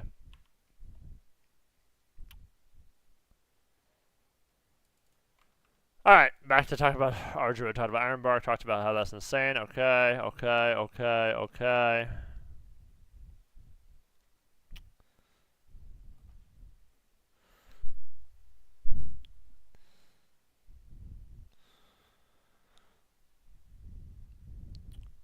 Moving past that, they have. I need to get overhead press tits from you. Yeah, that's you know you just put a fucking Tonka truck above you. That's what you do. All right. Let's see. Moving past that, Wrestle Druids have the most healing over time in the entire game in terms of how much output they can actually do. If they have a full rack of dots on. If they have a full rack of hots on a target, that target is virtually unkillable pretty much. They have such a high threshold of what they can put out so quickly. Oh, fuck. Move camera back. Good toms, bro. Good toms. Good toms, Nicholas. That's good toms right there. You guys are my producers. Shout out. Shout out to the chat for making sure that this tier list is not botched. Moving past that, they have the highest output in terms of total healing over time. If you have a target that a Wrestle Druid put every hot in the game on, that guy is basically invulnerable, and you're not going to be able to kill them unless you have actually the Wrath, unless you actually have like the special beam cannon lined up and have a whole health bar worth of damage in 1 second lined up. Rest of Druids pick up Displacer Beast, which allows them to blink across the arena. They pick up Cenarion Ward now, which is another damage mitigation CD, also castable while silenced. They have their normal toolkit of a bunch of hots like Wild Growth, Life Bloom, Rejuve, Regrowth. Their Swift Mend now hits for a truckload, gives them 100% haste after their Swift Mend, as well as having the ability to shift to stop themselves from getting polymorphed. They also have a Silence that is castable in bear form. They can Fairy Fire somebody in bear form if they glyph it, and it will silence them for 3 seconds. They can run over to somebody and disorient them for 3 seconds with their bear form roar. They have Cyclone. They have Entangling Roots. They also have a Knock now, and then of course they still have Meld Pounce. And on top of all of that, they can also have a Bash. So to say that our Druid isn't the best healer is just factually incorrect. Their toolkit is absolutely insane. They have insane heals, the most control out of any healer in the game, huge damage mitigation CDs, great job at avoiding CD. They have a great job, or they have a huge toolkit to avoid themselves from getting CC'd. Heart of the Wild, true. This is for 2s. This is just per class. It's like for just arena, 2s, 3s arena. It's per class. They also get Heart of the Wild, which is a huge heal for themselves. Heart of the Wild damage. Yeah, the Heart of the Wild's like the fucking regen or whatever. They can Heart of the Wild and Frenzy or whatever.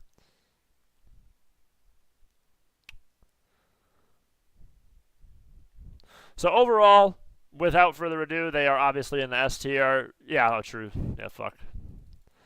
Symbiosis is did Tom's too. I should say that. The fucking list of abilities that our Druid got is just, I mean, it's actually laughable. They also get Symbiosis, which allows you to take an ability from another class and then swap it to them as well. It works differently with every other class, but if they switch with a Warrior, for example, they get Warrior Fear. And if they switch with a bunch of other classes, they get one of their spells, of course.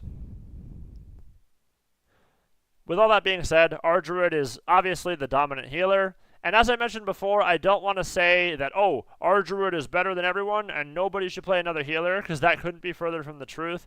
In Mists of Pandaria, every healer is kind of just Giga broken. So, although our Druid is the most broken, all the other healers are, except for Disc. Disc is awful, which is so sad for me to say. But all the other healers are very, very, very strong. This is Mistweaver chat, right? Mistweaver is green, so I'll do that after Arsham. Okay. Is Human still a pure race or not matter in MOP? Chat, it seemed crazy. It's still the best race because you get double trinket. For some classes. It's not the best for every class, though. We're playing with chat, yep. Went from worst to first, that's true. Yeah, they did a literal 180. Yeah, it depends on the, like, if you're a damage class, then Human's going to be fine, Chris. Human's really good for damage class. But, like, you know, everything is, you know, you can play Orc for certain reasons, certain comps and stuff, but most people are going to be Benediction Alliance for NA, so I'd be surprised if you went anywhere else, because I don't think that, like, there's an argument to make everybody Horde, but maybe there is, I don't know. Alright, moving past that, okay. Up next, we have the Restoration Shaman. Now, this healer has the same style of changes going into Mists of Pandaria in terms of Cataclysm to MOP, etc. They still use totems. The biggest difference is that now Healing Stream is a big heal. It is a cooldown-based heal instead of having a constant stream. But they are still using Riptide. They are still using Earth Shield. And they are still shearing the enemy. They still have Purge. They still have Ground. So the playstyle is pretty similar to how it was in Cataclysm. They have Spirit Link, etc. With that being said, their healing output is very, very strong, and they are probably, I don't want to say that they're the best at it, but they're extremely good at passive healing.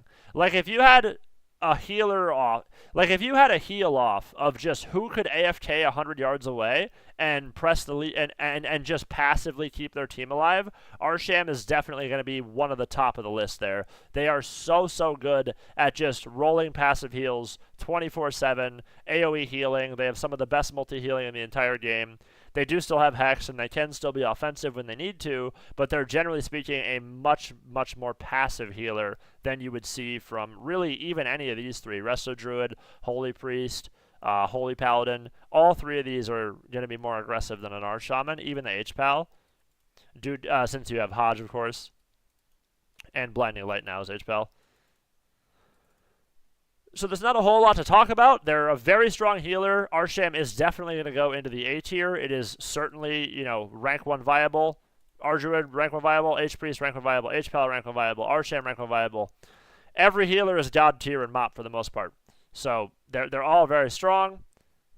There's really not much else to say about fucking Arsham, right? They have Hex, they have fucking Sheer. It's just, you know, they're just fucking Arshams.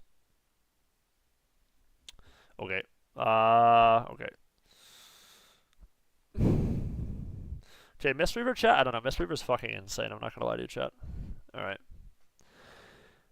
Up next, we have a brand new class for Mists of Pandaria, and it wouldn't be Mists of Pandaria if it wasn't for the Mistweaver. We do have an extremely powerful healer. This is, of course, on the Monk class, which is the new class that they added.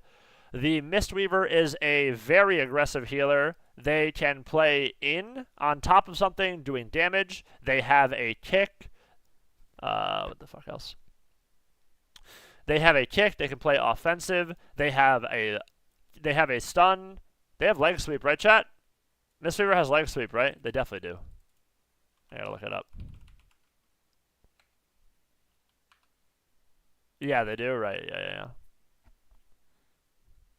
Sweep or ROP? Yes, okay. That's what I thought. I thought, because I definitely been leg sweep by him before.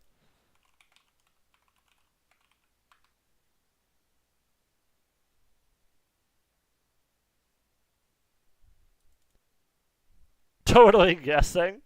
No, I believe they do. Why the fuck do they never... I have to like click 1,000 times to get a fucking talent activator. That's so annoying. Leg sweep or ring a piece. Oh, right. Okay, I see. So they get ring a piece or leg sweep, right? Right.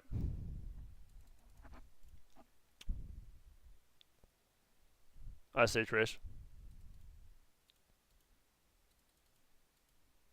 You already streamed today, Creation? Do you want to play more? Or do you want to play games in like a bit? Like an hour or something? Or are you done so for the day?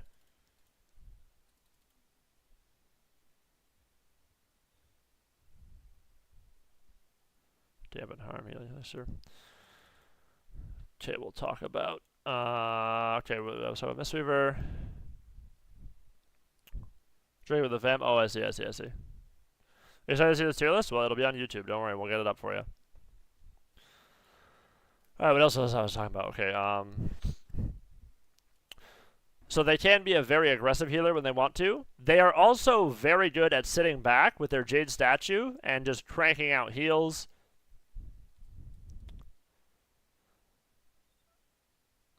Monks get a new ability in Mists of Pandaria, which is called Ring of Peace. And in my opinion, it is the most broken ability that's ever been added so far in Classic, across TBC, Wrath, Cataclysm, and now MOP. Ring of Peace, in its Mists of Pandaria form, is an ability that has a pretty short cooldown. I believe it's 45 seconds. And they can put it on a target, which is their teammates or themselves, and anything that is in like this 20-yard, 15-yard AoE area that sticks to the player is going to be silenced and disarmed with no counterplay. So it is just absolutely crazy in terms of how OP it is. Let's say someone's about to get all-in'd by a melee cleave. You put a Ring of Peace on that player, and the two melees are completely useless for the rest of that Ring of Peace, which is just insane. No other class in the game has an ability like that. They have some of the highest healing output as well. They have huge burst heals. as well as having the most mobility in the game with roll. And they also have a teleport.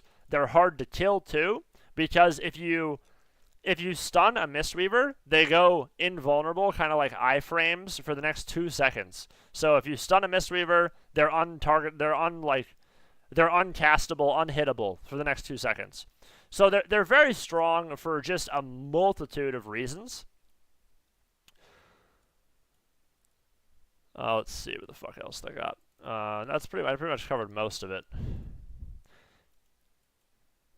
If they don't want to go with Ring of Peace, they can go with Leg Sweep. They also have a paralysis ability, which is like an incapacitate.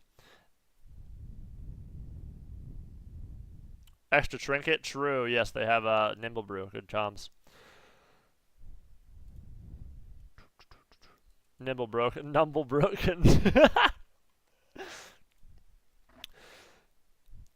They also have Nimble Brew, which allows them to get out of a CC, so they literally have a second trinket, which is pretty insane. They are able to put orbs on the ground to heal their teammates, and when they need to, they can cast, which gives a huge amount of healing. Overall, the Mistweaver Monk is an extremely powerful healer. I don't know if I would put it at the top of A or the bottom of S. At least how it feels from my anecdotal evidence, if you're fighting like a really high level Mistweaver, they are just a nightmare to deal with. Like they roll around, they're so hard to CC, they have such a big kit. They can kick you, they can sweep you, they can ring a piece to you, whatever spec they chose, they have a way to stop you from stopping them. With that being said, I think it's a pretty high skill cap healer. It is one of those healers where if you kind of get tripped up on your globals, it's very easy to fall behind and just lose right there. But if you're very proactive, you're very ahead of the curve, I personally believe that Mistweaver would be in either bottom of S or top of A. I'm going to put it in the bottom of S, to be honest, because it's just so strong. Like, they can dampen, they can burst heal, they have control, they have mobility, they have instant heals, they have casted heals, they have everything. Like, they have literally huge. They have a huge toolkit. A disarm? Do they have is disarm passive, Trish? They all have disarm? This is a fucking baseline? I only played Lock, so I haven't seen that. They can fucking disarm people? It's ridiculous. All monks. What's it called, Trisha?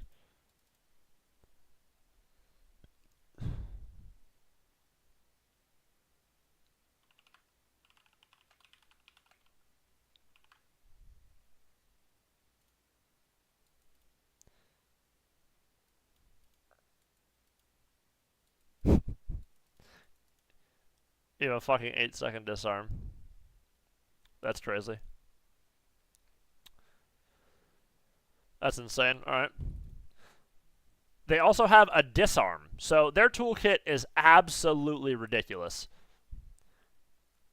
With all of that information, I put them in the bottom of S for those reasons. It is a very hard class, but it is an extremely potent one when played correctly. Is range too? I mean, that's just fucking insane, bro. Like, what don't you have? Hamstring with a root tied to it? Yeah, that class is crazy. I think monks are definitely, like, when I was fighting them, it felt like S. They're just fucking, like, what?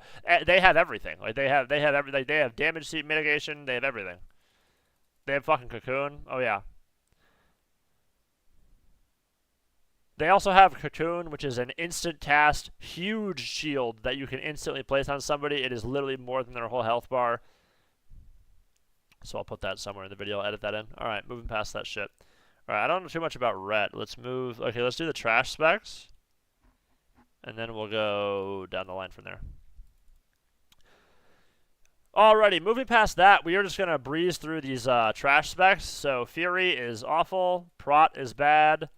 Tank Druid is not a thing. Blood Decay is not a thing. Prot Pally is not a thing. Brewmaster is not a thing. So if you're Fury, Prot, Tank, Blood, etc., etc., these are all off meta, not strong.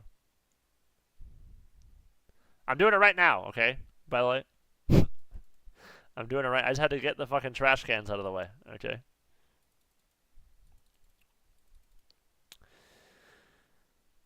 Yeah. All right. Up next, we have the Retribution Paladin. Now, this is going to be the first of the DPS classes. Ret Pally is very similar, kind of the same situation that Holy Pally is, moving from Chata to Mist of Pandaria. Ret Paladin is the same style of damage for the most part. They do have range damage, of course, like they did in Chata, but they're obviously primarily a melee. They have a lot of utility for their team. They do have a new thing now where if they use their Hand of Sacrifice on one of their teammates, they can break their teammates out of CCs. And if I'm not mistaken, that has 2 charges. They still have Templar's Verdict, they still have Wings, they still do a ton of damage. They are a very bursty class. They still have a lot of off heals, they have a lot of support, they have Freedom, they have Bop. Overall, there's not a ton of differences from MOP to, or sorry, if you're talented, do it, Ret is what I thought, by the way. Sweet. Overall, there's not a ton of differences from Chata Ret to MOP Ret, other than, you know, the fact that they get the MOP treatment, right? They can go, they have speed, right? Like, Rets have speed, right? Just like H-Pals have speed. They have that bullshit, right? By the light, Rets have that, I think. I've seen them fly around. I've only fought a Ret like 3 times, but I believe they have speed. Maybe they don't, though. I know H-Pal has it.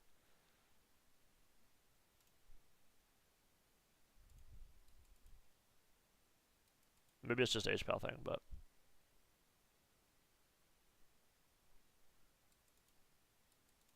Right.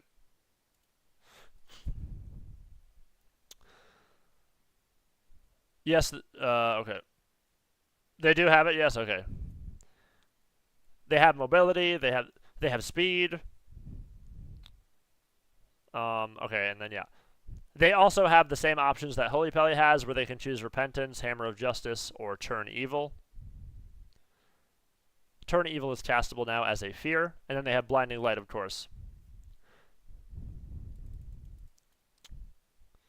Alright, chat, now where do we put Ret? This is a tough one, because I haven't seen enough Rets. I mean, they feel really strong. I want to put them at, like, the bottom of A. That's where I want to put them. They're not, like, God tier, but they're fucking good. I think. I mean, maybe they should go B, but I'm not sure. High B. It's probably a B, actually, because everything is just so fucking OP in MOP, like...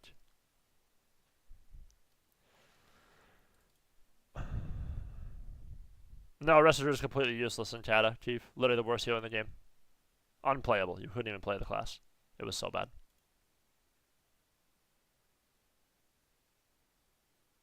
Okay.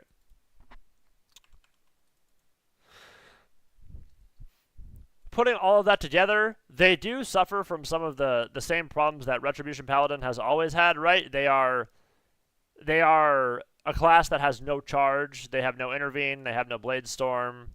They don't have a ton of CC, but they do have damage. They have a lot of support. Since they don't have an insane one-shot, and their sustained damage is not as high as it could have been, you know, back in, like, Wrath, for example, Ret's actually had decent sustained dam. I am going to put Ret into the top of the B tier for all of those reasons. Alright, there goes that. I gotta stop fucking destroying this. Right, by the way, yeah, that's how it felt too. They felt like a really CD heavy class when I fought the Ret. It was like I haven't lost to Ret yet actually, but so they're definitely gonna be B, yeah. Yes, they do, Keith. A lot of them do, which I'll talk about later when I get to them. Shadow Priest does, Boomkin does, stuff like that. Monks, even Mistweaver monks can heal. Yeah, so there is a decent amount. Ret not one. Ret has it. Yeah, no, Ret does. Enhancement Shaman, fucking Feral Druid. I mean, a lot of things can off heal. That's true. Infrax Wings don't underspell. That is true. Well, dude, Chata Wog was. That's why I said Ret is an S tier in Chata, bro. Everybody's fucking capping. I swear to God. everybody's capping in Cata. They're like, Red's not that good. Red's fucking broken in Cata. Let's not pretend. I mean, Red is fucking jokes in Cataclysm. I mean, it is just the most giga fucking OP class. Like, I don't know, Red is fucking crazy OP in Cata, especially S9. Like, later on, yeah, sure, it's not the best class, but Season 9, Red is god tier. I mean, it has got to be one of the best classes in the game. What are you talking about? I'm talking about Cata right now for that 1 second, but this is a Mists of Pandaria. S-tier Red on Cata, yeah, Season 9 specifically, yeah. In Season 11, they'd be like, you know, A tier, just because casters get so stupid and rogues get so stupid. But in Season 9, they're god tier. They're probably like, it's Feral and Ret are like 2 best melees in the game, Season 9 for sure, of Cata. Yeah, no, it's definitely not as good, I think, by the light, as it is in Cata. I mean, Cata Ret is so good. But it's probably still viable. Like, I'm sure, you know, Rex can get rank 1 with it. I'm sure Vanguards can get rank 1 with it, I'm sure. Up next, we have the Subtlety Rogue. Now, this is an interesting class, right? Because for 3 expansions now, we have TBC, right? Rogue is the play, and it's Subtlety, and Rogue is the best melee, arguably, in TBC. In Wrath of the Lich King, while Rogue is not the best melee per se, they are very, very, very strong. In Season 5, I would make the argument that Rogues are better than Warriors are in Wrath of the Lich King. After Season 5, Season 6, 7, 8, then Warriors, of course, would be better than Rogues. And then in Cataclysm, Rogues are very strong, Season 9, 10, and then, of course, when they get Bone Link, then Rogue becomes the best class in the entire game, unquestionably, because all you have to do is auto-attack somebody to do 40,000 damage instantly with your trinket. Okay, ours with a class of its own. It's very strong. Sensation, yep. Moving past all of that, we are now in Mists of Pandaria, and it is the first time that we have seen Rogue fall from grace, right? We have Rogue S tier in all 3 X packs, pretty much, you know, maybe A tier in Wrath. We have S tier Rogue TBC, AS depending on the season Wrath, and then S tier S++ Cataclysm. Now, in Mists of Pandaria, I don't know exactly where to put Sub-Rogue. They are certainly viable, that's for sure. Subtlety Rogue is definitely a minimum of B. The problems that Sub-Rogue has is it's the same as Wrath, kind of. Subtlety Rogue has to have cooldowns to be effective. If you are trying to do damage outside of your burst window as a Subtlety Rogue in Mists of Pandaria, you're really not going to do anything effective for the most part. You know, you need Shadow Dance, you need CDs, you need Subterfuge. You know, you need these abilities going into... You need these abilities if you're going to try to make an effective go. Now, with that being said, if they have the abilities, if they have their bomb, if they have blind, if they have dance, if they have a go, Sub-Rogue is very strong in that situation, right? It's just a class that needs to reset, and that's why one of the most popular comps that you will see Sub-Rogue being played with is RMD, right? And not RMP. RMP is still good in MOP, of course, but RMD gives the Cyclone reset potential that RMP doesn't, right? Let's say you have a guy really low, you just did your go, and now their healer's going to get out of CC, and remember, every healer's broken in Mists of Pandaria. So if you allow the enemy healer to get out of CC for 1 second, they're probably going to press a button that's going to just about instantly top the guy that's dying, or at least get him up to half so he's unkillable now. And that allows the Druid to Cyclone the target low, then the Druid can go into the healer, and then bash the healer, and then clone the healer, and then knock the healer. And then Meld Pounce the healer, and then you Sheep the healer, and then you Blanket the healer, etc., etc., etc. You get it. So, Subtlety Rogue going into Mists of Pandaria is definitely very strong. I don't know enough, to be honest, about Sub-Rogue to make a super expert opinion on it, because I would just be lying to you if I told you I know every single inch of Sub-Rogue and MOP, because I don't. That's not true. But from what I've seen and what I've read and what I've played, it's certainly a rank 1 viable class. It's just hard to play, and it's very rigid. You cannot like just attack people as sub-rogue, like you could in Kata. In Kata, you could just attack people to death in Season 11. Just attack them, who cares, you're brawling. In MOP, you need to reset, you need to do goes, it needs to be clean. With all that being said, I would put sub-rogue into the B tier for these reasons. The playstyle is very reset-y. It's much closer to Wrath than it is to Cataclysm for sure. But I don't think it's as strong as Wrath Rogue is. But with that being said, still pretty good, strong. I wouldn't say it's weak. It's just hard to play and super comp dependent, because it's definitely not weak. And for all those reasons, it goes into the B tier, which is the strong tier. All right, up next we got Combat Rogue. Uh-oh. I actually have only fought one Combat Rogue. Some of the weird stuff they did in Mists of Pandaria is they give rogues these talents like Burst of Speed, where you can just sprint around the arena at all times as all 3 specs.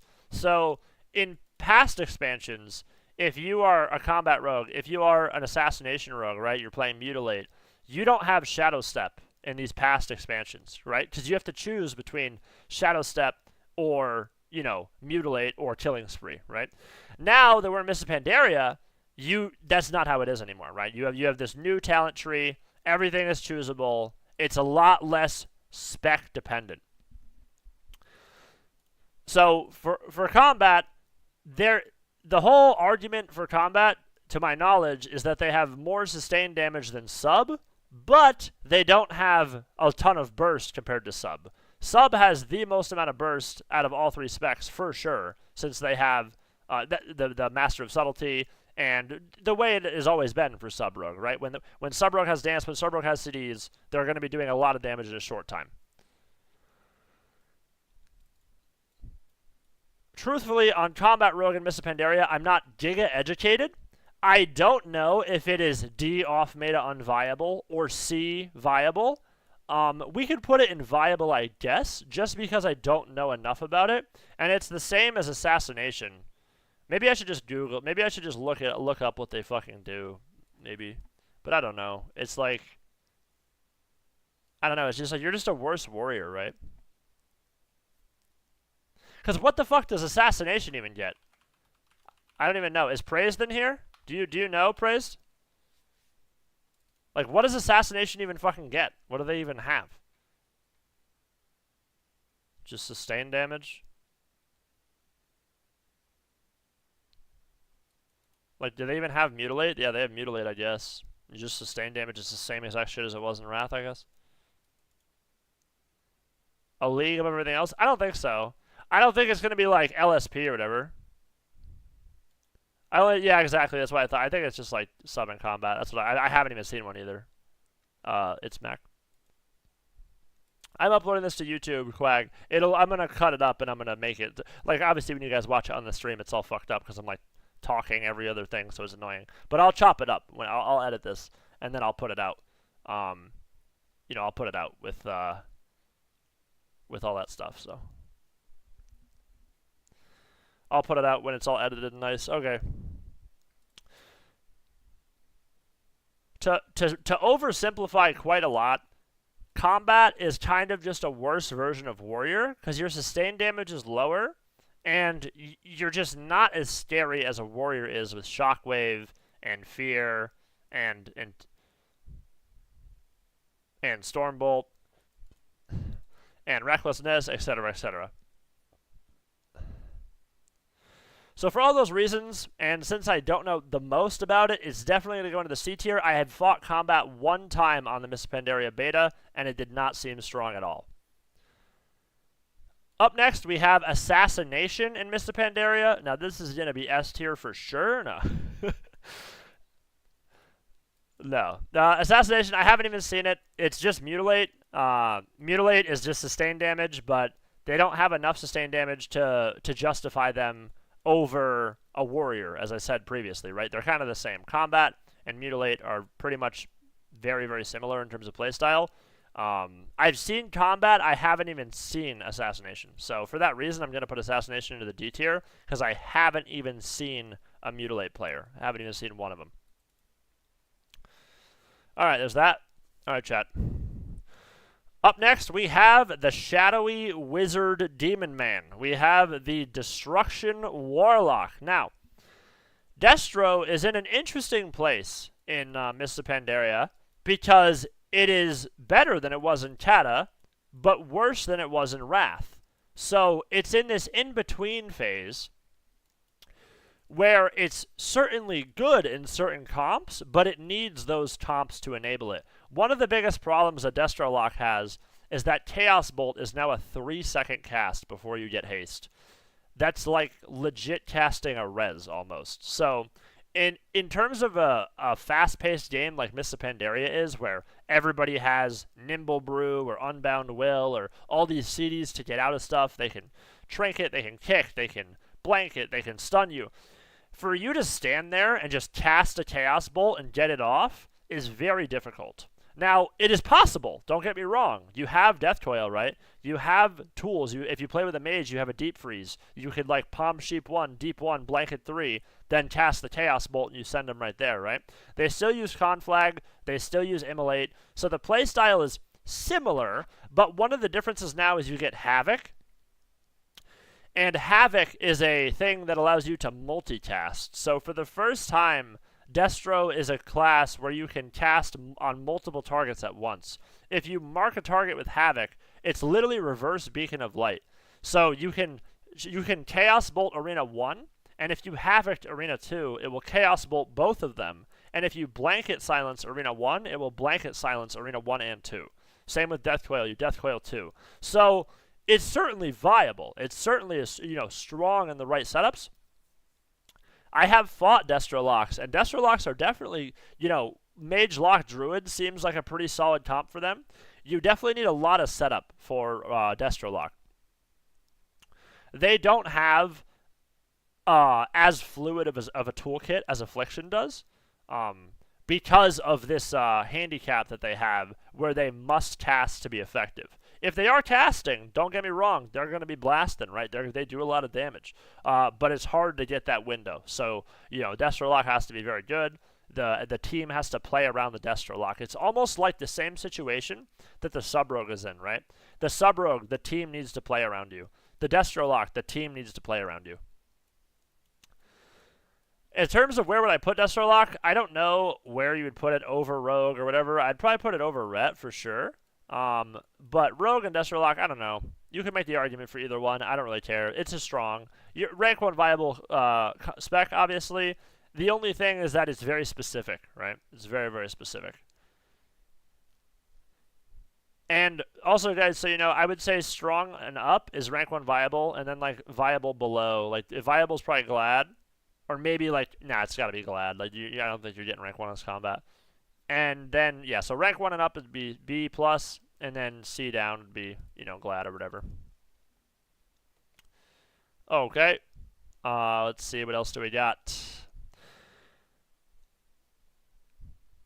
Some other changes that Destro gets is not necessarily a lot. I've already talked about most of the changes. It's almost a nerf now that the talent changes, it's almost like a nerf to Destro that they have moved Shadow Fury into the base talent tree, because Shadow Fury is like what made Destro strong, especially in Wrath, right? You have this AoE stun where you can cast a Chaos Bolt in the stun, right? You Shadow Fury, you Chaos Bolt Conflag, and that's big damage. That's your go. Most Destros, I believe, they actually play Coil now, to my knowledge. But I'm not experienced enough on Destro to make that call. There's probably situations where you'd want either Coil or Shadow Fury, because obviously with Coil you can Havoc somebody, double Coil, but I am not educated enough to make that call as to exactly what the perfect talents would be for Destrolock. With all that being said, they are certainly viable. They are strong in the right comps, but they need the right team behind them. That lands them a spot in the B tier. Yo, what's up, Richie? What's going on, Brazier? How we doing?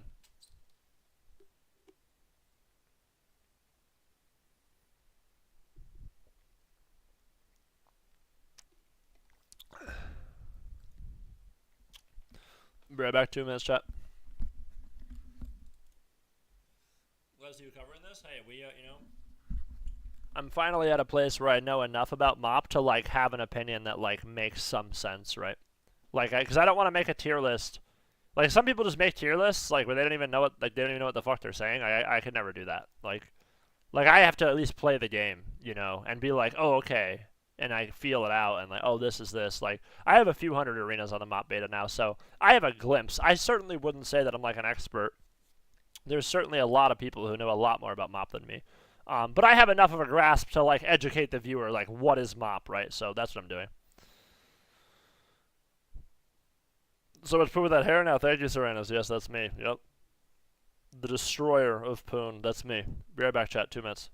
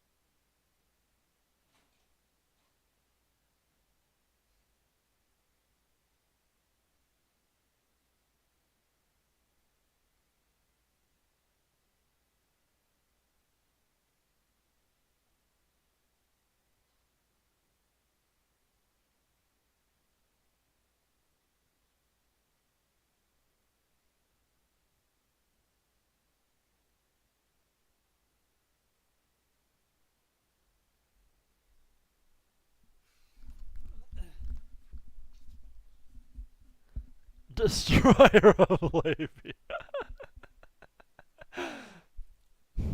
The labia clobberer. That's the name. Yep, that's me.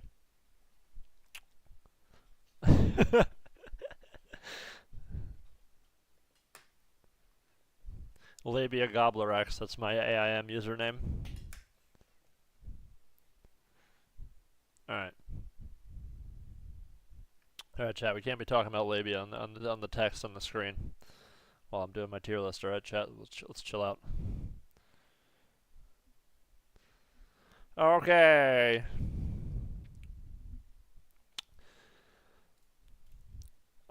That's the after party? Yeah, true. Okay, I'll pull up. Bye to the after party. Alright. We gotta lock in, chat. We gotta lock in. We gotta dial in. Alright. We gotta stay focused. Moving on to Demonology. Now, the Demonology Warlock is in an interesting position because it had a lot of different changes over Mists of Pandaria that I don't know all the ins and outs of, but the general gist of Demonology is that the final patch version of it is much weaker than it once was. The primary way that Demonology gets kills is by going into Metamorphosis form and then using Chaos Wave to do a bunch of damage, which is pretty similar, to be honest, to how it works in Wrath as well as Cataclysm, where you pop your Demonology, you pop your Metamorphosis, you get your Immolation Aura going, you get all your AoE damage, and you try to land a kill while you have this transformation. Outside of that, it doesn't really have a ton of burst. Yeah. Outside of Metamorphosis, it is kind of just a worse version of Destro or Affliction. Yeah, I mean, that's pretty much it, right? Like, just like, and then what the fuck else would I say? Yeah. It's pretty much just a worse version of Destro or Affliction outside of your Metamorphosis, which is kind of the whole drawback. So it's a double-edged sword. When you're in Metamorphosis, you're doing damage, but this is the nerfed version of Metamorphosis. At one point, it was very, very strong, but not currently on the current patch. So for all those reasons, I am going to put it in the C tier. You probably could play it, but I don't think you could get rank 1 with it. Maybe you could if you had some insane God tier players. But overall, for those reasons, I'm going to put it into the C tier.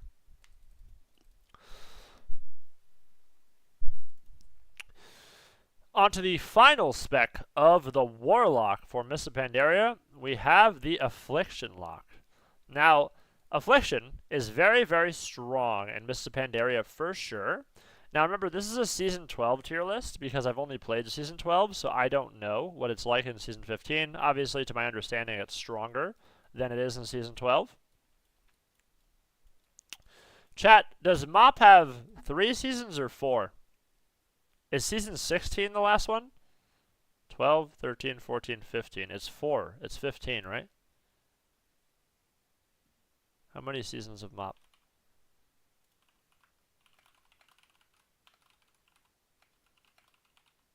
I think it's 4.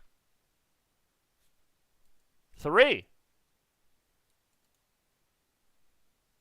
4. I thought it was 4. Maybe it's just 3, though. Everyone says 4. Google says 3.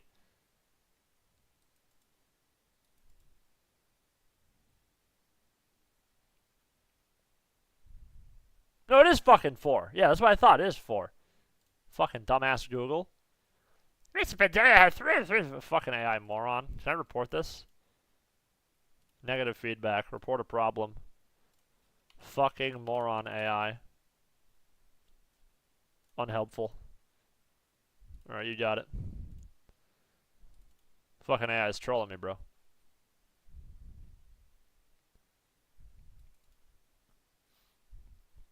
Alright, there we go. Yeah, it's 4. I thought it was 4. It's horrible. So, I mean, sometimes it's helpful, just like for abbreviating, but yeah, sometimes it just gets the shit wrong. I don't know why it would say 3, because it sees there's 4 right there. I thought it was 4. Malevolent, tyrannical, grievous, prideful. Right. Thank you. Alright, so what I just said was right then. Some of the changes that Affliction Lock is a class and spec, Affliction Lock is a spec that gets a huge amount of changes in terms of how easy it is to get your dots rolling, right? If we take a look at the Affliction Lock in Wrath of the Lich King, okay. If we take a look at the Affliction Lock in Wrath of the Lich King, you have to cast Unstable Affliction, you have to keep up your Curse of Elements, and then you have to use Corruption, right?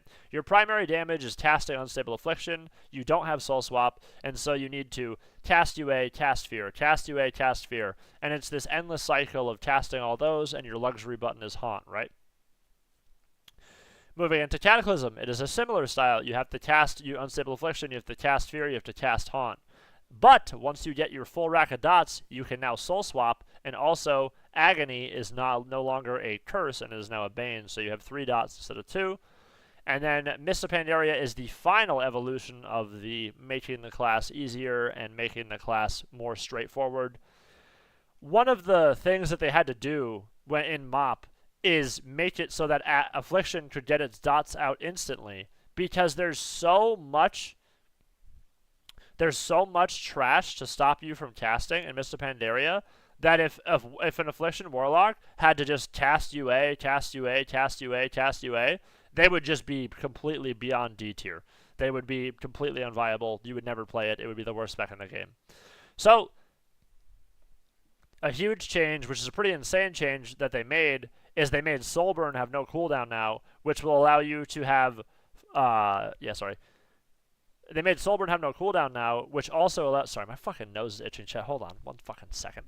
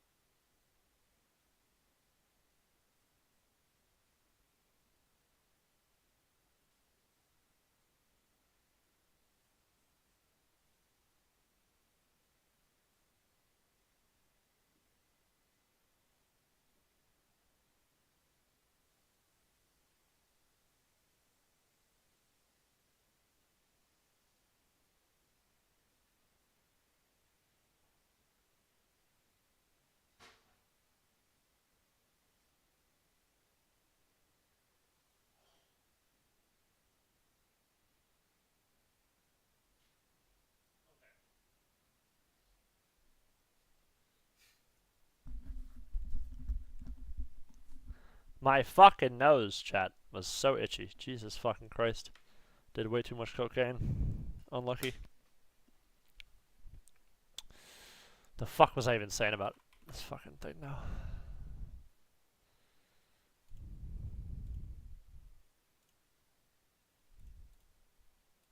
Affliction Lock is a spec that gets a huge amount of changes in terms of how easy it is. I kind of hate everything I said, I guess. Maybe I just redo it. Put Frost Mage, I'll put it in D tier for you. Bottom of D tier. Alright, we'll just redo F. Fuck it. Who gives a fuck? Nah, I had a good thing. I said a lot of good shit. God damn it, I gotta watch it again now. Oh, it's so fucking annoying. Okay.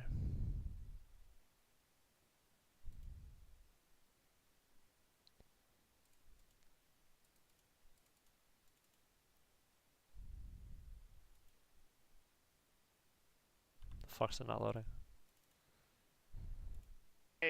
Is they made Soulburn have no cooldown now, which will allow you to have, They made Soulburn have no cooldown now, which also allows... Sorry, my fucking nose is itching, chat. Hold on. Affliction Lock is a class and spec... Or, sorry, yeah. I'm about to just redo this whole thing. Yeah, it's trolling me, bro. Okay, I'm just redoing it. Fuck it. We're redoing Affliction Lock, chat. Fuck it. Fuck it! Alright, this is the new one.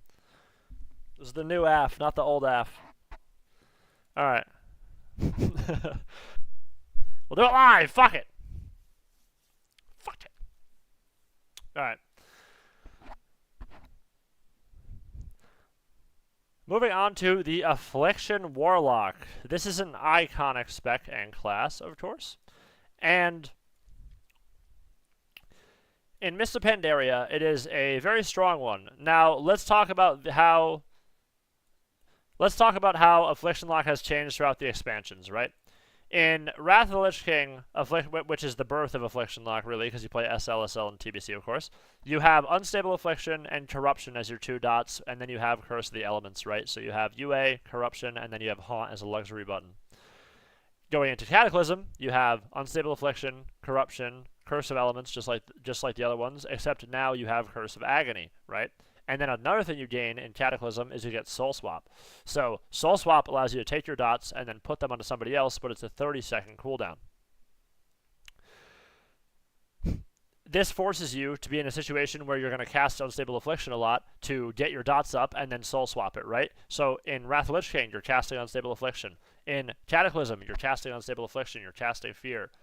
Now, moving into MOP, they have made more changes to that, where instead of having to cast UA, like you had in the last 2 expansions, you don't have to cast UA at all, really. You do sometimes in niche scenarios, but in most situations, you have a new thing now where you can just press Soul Burn, which you have 4 charges, because it consumes 1 shard, and you have 4 shards that you'll passively regenerate throughout the game. You can then press Demon Soul, and make sure you have your Trinket procs, and then you press Soul Swap, which has 0 CD now. So instead of it being a 30-second cooldown, it's 0 seconds. Instead of it being a 30-second cooldown, it is now a 0-second CD. So you Soul Burn, you Demon Soul, you have all your procs, and you Soul Swap a target, and it instantaneously will put Unstable Affliction. It will put Unstable Affliction, Curse of Agony, and then Corruption on that target. And then hold on, because now the fun part starts. You now press Soul Swap again. You pull the dots off of that guy. You then throw the Soul Swap onto the other guy. You pull the dots off that guy. And then you then throw the Soul Swap onto their pet. You then take it off the pet. You throw it onto the healer. You take it off the healer. Now the other guy's fallen off. You throw it onto him, and vice versa. That is primarily the change that Affliction Warlock has, which I personally am not a big fan of that change. It makes AF a lot more...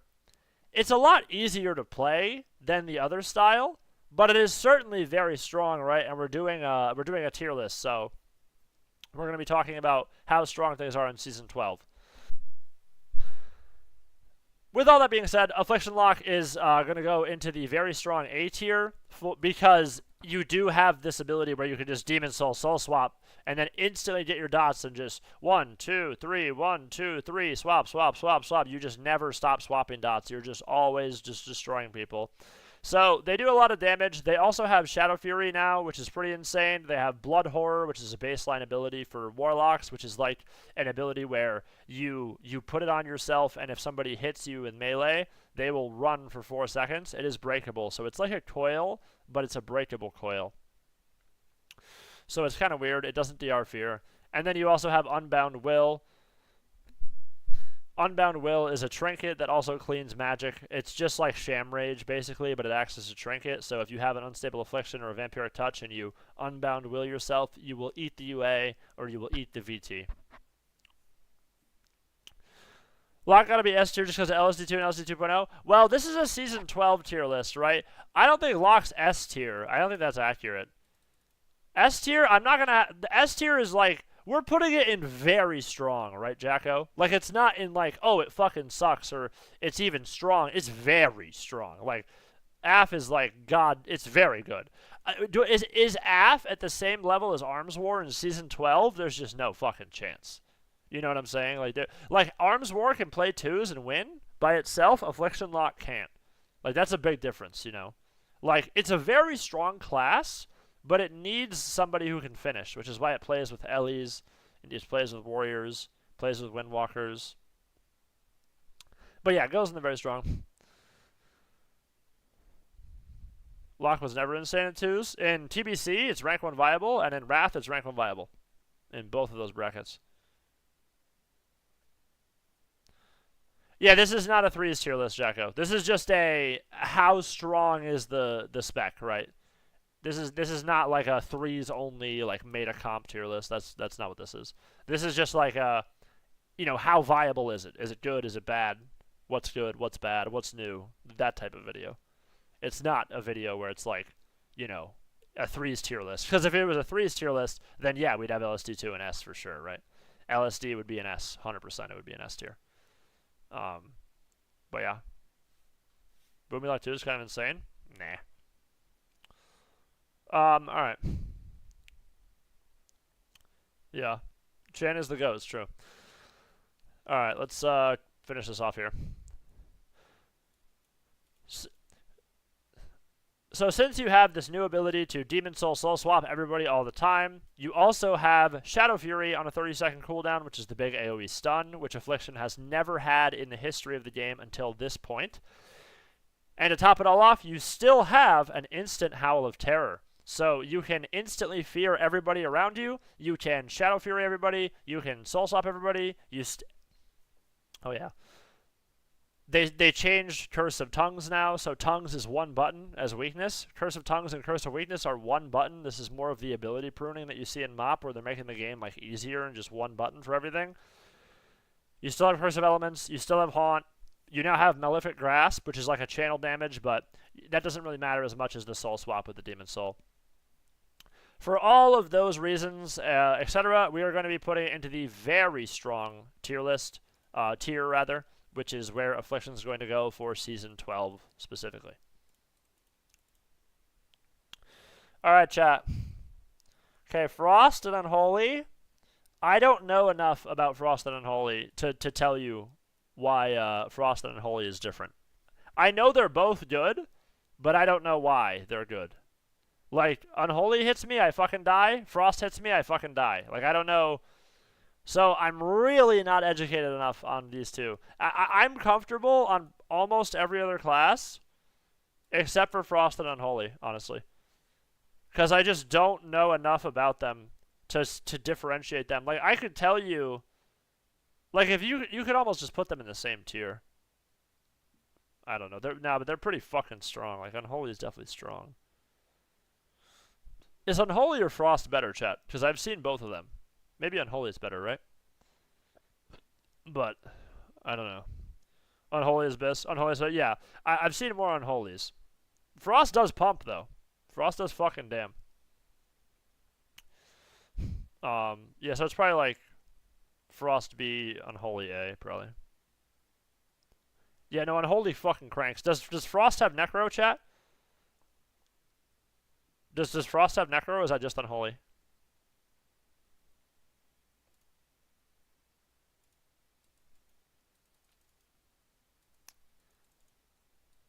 They both have Necro? Okay, right.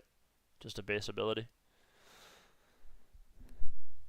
You know what? Let me actually, just for the sake of educating myself, because I don't want to be just like this complete. Like, obviously I don't need to be perfect, but I don't want to be this complete dumb fucking moron who has legit zero clue what he's saying, you know? Let me just make a DK really quick and read the fucking things, because I just want to read what's different about Frost and Unholy.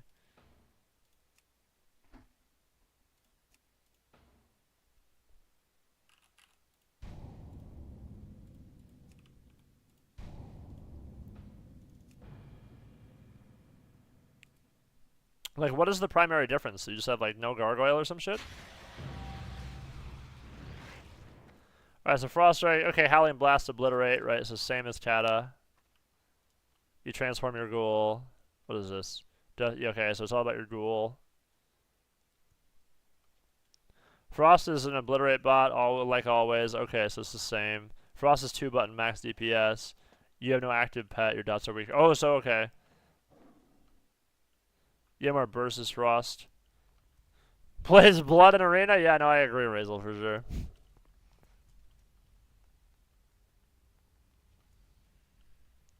Yeah, so you have weaker dots, right? Okay. So it's legit the same as it was in Wrath and Kata, pretty much. Yo, ban that guy? Do we ban Razel? It's so annoying that it doesn't even show you, like, everything, right? Because, like, it doesn't... Does Frost have Gargoyle? There's no shot.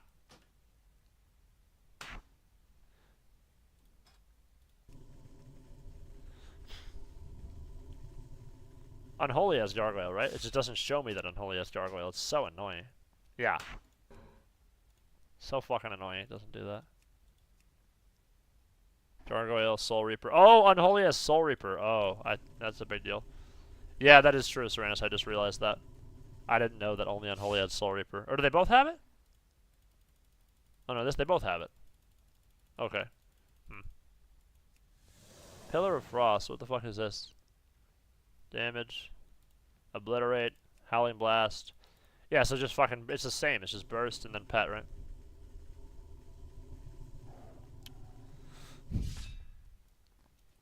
Yeah, Frost also has, right? Yeah, so it's legit just Gargoyle and pet. Oh, you have Frenzy, I guess, right? So you can, like, Frenzy people?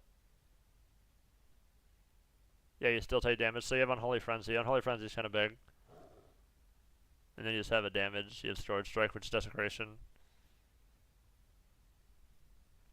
Soul Reaper's big, yep. Okay. Yeah, do you have Desecrated Ground as Unholy?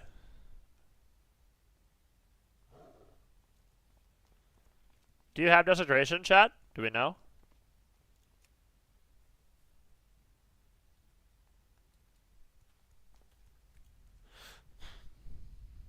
Yeah, you just obliterate and Howling Blast, just like Chat on Wrath. It's a talent now? Oh, is it? Ah. Oh, it's a 2-minute CD, huh? Oh shit, I didn't even know that. So what is this? Surrounds, fridge air. Oh, okay. And this is not like, whatever the fuck it is, right?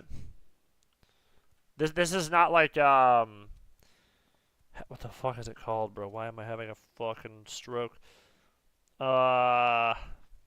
Cataclysm chat, what is the castable spell that Frost DKs have? Why can't I remember the name of it, dude? It's not Pillar of Frost. What is it called? Hungering Cold? Is that what it is? Yeah, Hungering Cold. Yeah. Yeah, okay, so this is like a stun Hungering Cold, but it's a stackable one. Right, okay.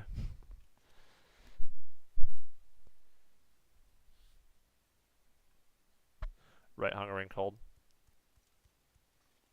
Okay.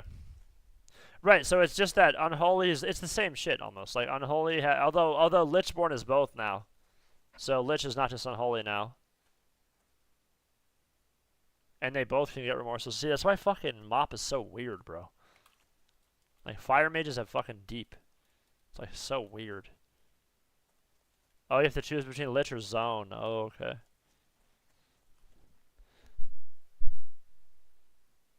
Yeah, everyone takes this 68. Says Strang.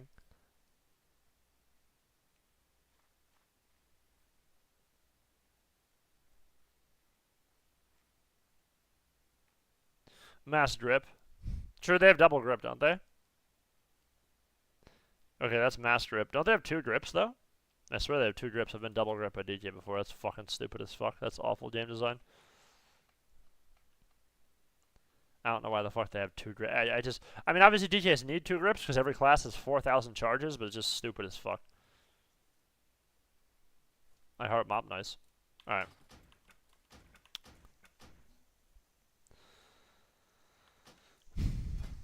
DKs have Purge? Oh, do they? Hmm. That's new. What else is new? So they have IBF, they have Lich, they don't take Zone, I don't think. They take Lich. Well, maybe they take Zone into non-lock teams. Dark Sim, right, so just like Kata, same shit, they have Dark Sim.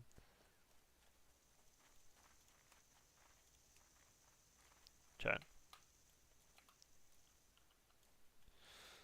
Purgatory is like a Mage Death. Confirmed Waddle K? They haven't confirmed it, but they're doing Waddle K for sure. What the fuck did you say? Necro's busted? Yeah, it's crazy good, true. Purgatory spell? Where's that? Oh, this thing? Oh, I see. Yeah, I've seen people play Lich, though. They don't play that, usually. Maybe they could, though. I'm sure there's a situation for everything. Alright. Necro's pretty strong, yeah. Alright, let's finish up this tier list here.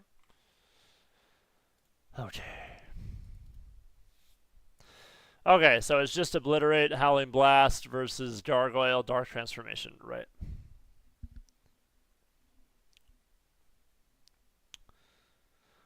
Were they, Jacko? I don't know about that.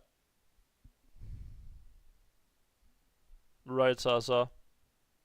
Yeah, that could be good into certain teams. No, Unholy's strong as fuck. It's definitely A, yeah. No, Unholy's definitely A. I think Frost will be B. I mean, Frost's not bad. I don't think Frost is bad. Like, it has a lot of burst. And, like, you both get Lich now, right?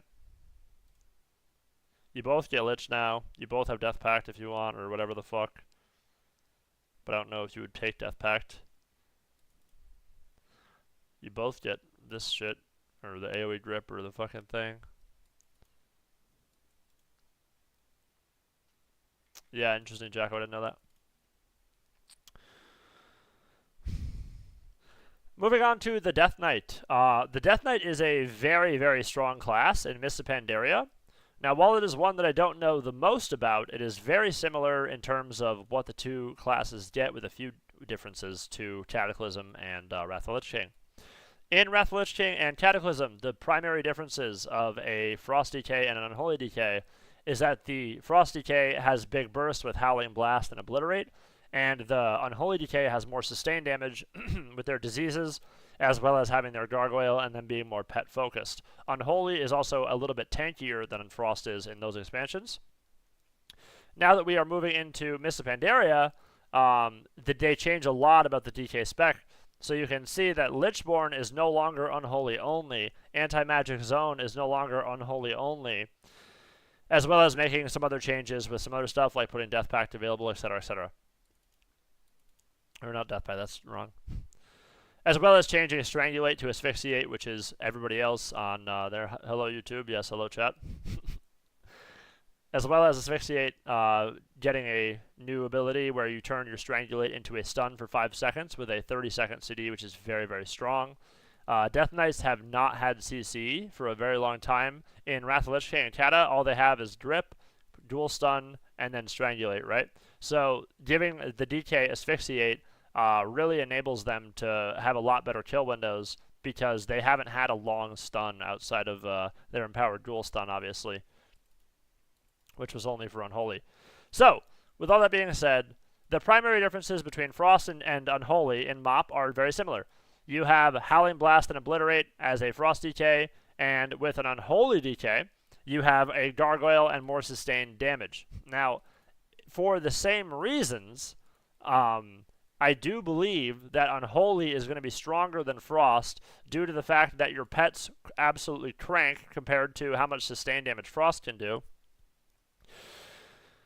Whereas Frost is still viable and actually buffed, arguably, due to the change with Lichborn and Zone, as well as Asphyxiate, and having all of this available while having a lot of burst makes Frost very strong. Now, don't get me wrong, Unholy has a huge amount of burst as well. When they pop their Gargoyle, they pop their Dark Transformation, they use their CDs, then, they are both going to be very strong. But for a handful of reasons like Unholy Frenzy and having more sustained damage, Unholy is going to go above Frost.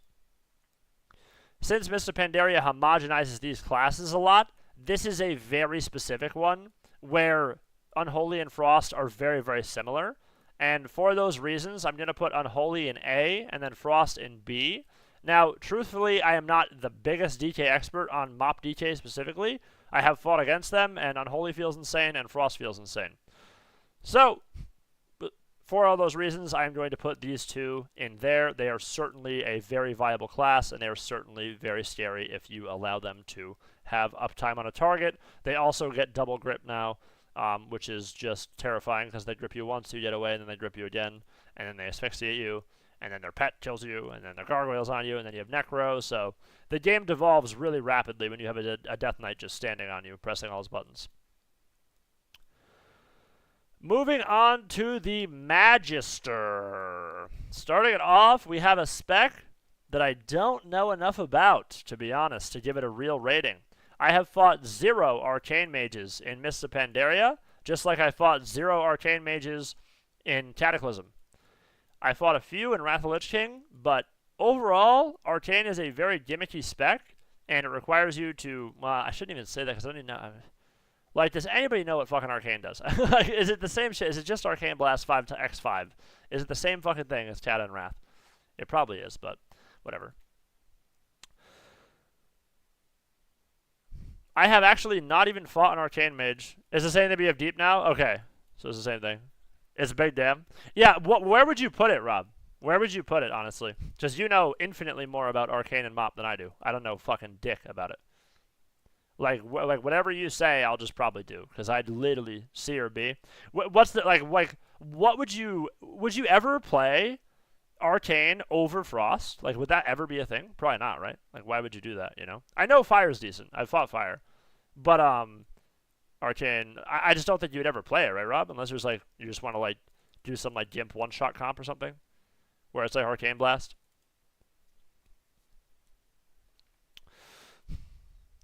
Never better, right? Yeah, so I think for that reason, I would just put it in probably C then, because like it's probably better than demo or combat. But yeah, all right. So we'll do that then. Since I have not really played Arcane, it is, to my knowledge, very similar to how it was in Kata and Wrath of the Lich King. One big change that mages get is that they all get Deep Freeze now across every single spec. So you do have Deep Freeze along with your Arcane Blast, so you can set up a big go, get a bunch of Arcane Blasts, and then you do incredible damage like you did in the other expansions, but you have to just sit there and cast and cast. So for all of those reasons, I'm also going to put it in the C tier. Well, maybe I should do it last, but for all of those reasons, I'm going to put it at the top of the C tier.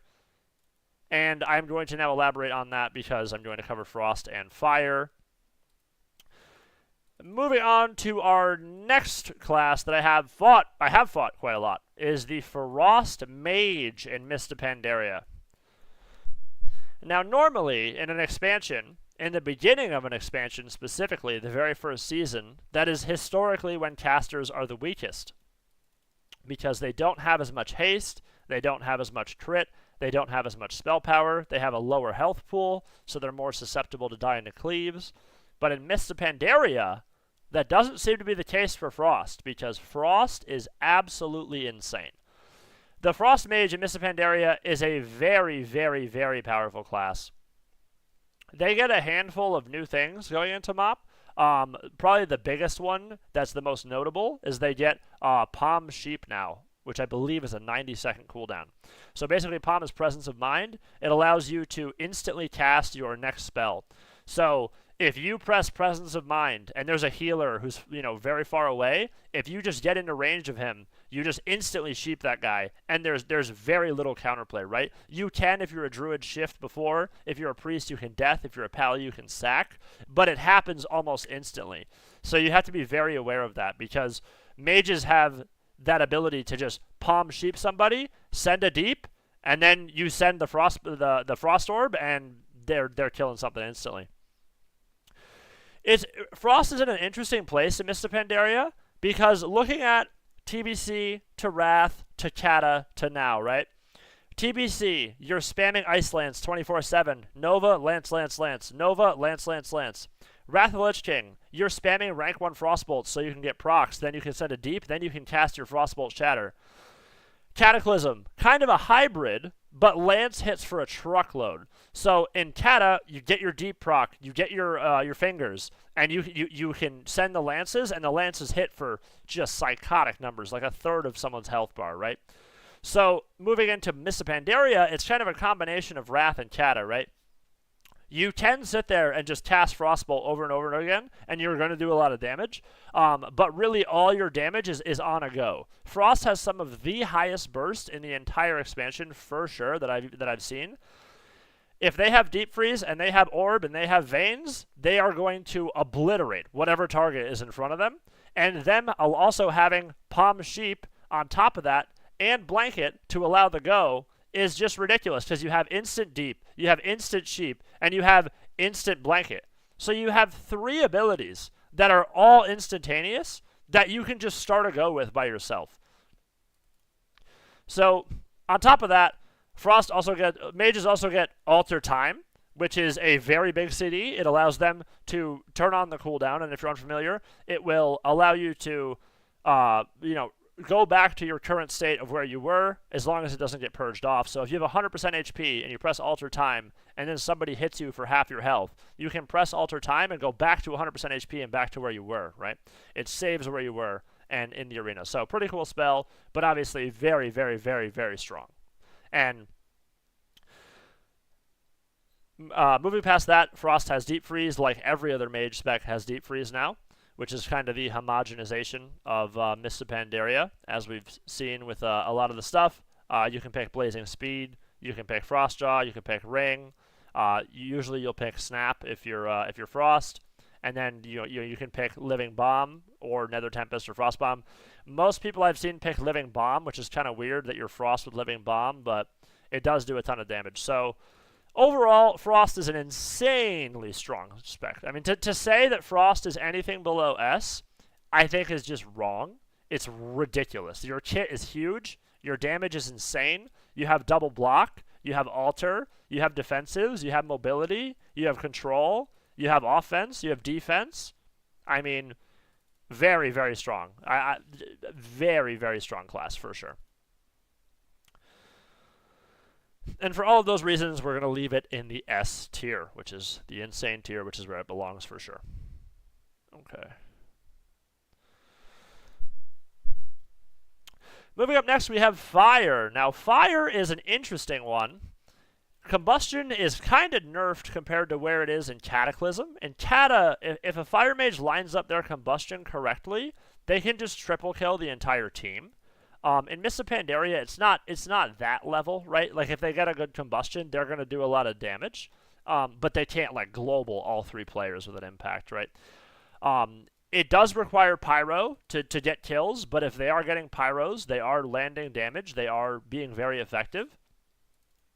I think one of the problems that you run into when you have such a strong spec as Frost is, like, when are you going to play Fire over Frost, right? With Frost having so much on-demand damage, right? You have the deep into the lances, into the orb is just unhealable. Like, the damage is crazy, right? Fire has Combustion, they have Pyros, they have DB, right? They have things, right? You can Dragon's Breath Sheep, like, it's still good. You know, maybe you could make an argument that you would play Fire into, like, a double melee for the DB, maybe. Maybe you would make that argument. But it's definitely not better than Frost, that's for sure. I think Frost is the best. I don't know, truthfully, if I would put it in B or A. It does feel that I have fought a handful of Fire Mages. Fire God Tom's the only argument we want to make over Fire or Frost. DB being off DR, everything is OP. Oh, okay, I see. Right. Combust is useless on MOP, by the way. Right, it doesn't seem that strong, right? You only press it for restun, mainly? Oh, okay. Yeah, I said it was worse. Yeah, so it doesn't do it. It's like an impact. Oh, it's a stun now? Okay, interesting. And yeah, it's good to know, Rob. Because you'd play, like, into a cleave or something, Rob, right? Like that's why you'd play it. Just because DB doesn't DR anything else. And you still have deep, right? So yeah, so you just have DB. I guess, what are you missing then? What are you missing if you're Fire? You're missing Orb, right? Yeah, you have no Frostfire Orb. And you're missing Shatter damage, right? You still have big damage on goes with Pyro? Is that because, like, is it still Pyro Dam? Is the same shit as Cata, where, like, if they just, like, get Pyros and send? Because I have fought a couple Fire Mages, and, like, the only time they die, you don't do as much damage. Oh, okay, so the sustain is less, right? Right, yeah, Frost is just cranking. You just chuck Pyros into deep, and you shatter them in the deep. Okay, gotcha. And what gives you Pyros, Rob? Is it the same shit? Is it double crits, or is it easier to get now? It seems like they just get them instantly when I fought the Fire Mage. Is the same shit? Okay, they just crit a lot, right? Yeah, so I put it at bottom A tier, probably, to be honest, then. Because it's still strong. Easier to get to because Fire Blast 100% crit. Oh, okay. So you literally just crit one time of Fire Blast, and then that's it. You have it. I see. Because, yeah, I was fighting one earlier, and the dude was just had Pyro every global. Literally just Pyro every global. Pyro. Crazy. Okay, that makes sense. Alright, so what the fuck did I say? I was talking about Fire. Yeah. With all that being said, Fire has less sustained damage than Frost does, as well as having a Dragon's Breath, which is their really only benefit over Frost. So you have less sustained damage. You still have big damage on Deep Freeze, of course, because you can send Pyros into the Deep Freeze. But you don't have as much sustained damage as Frost, and also on your go, it's not that scary. Fuck, I fucking said that wrong. Whatever, it's fine. My brain's turning to mush. I'm talking too much. That's true. And yes, to sum it all up, less sustained damage, still good damage on goes, you have Dragon's Breath, etc., etc. For all these reasons, I'm going to put it at the bottom of A tier because it is still a very strong class. You still have the toolkit that the Mage has, right? Mage in general is just kind of really, really strong in Mists of Pandaria. Okay, chat. All right, moving up next. Thank you for the help, Kiwana and Robbie. Thank you for the assistance. The Infinite Mage Brain players. Good to know. Where's my Hunter Brain players? Where's Fjordblade? Where's Dill? Where's Dilfin? Where's Fjordblade? Feckin' mages. Where is Lonehorns? BM is nerfed, I know, compared to what it was. Is Marks or Survival better, chat? Because I don't know the biggest difference. I fought both of them. They both seem good. Survival, you think is better? Why?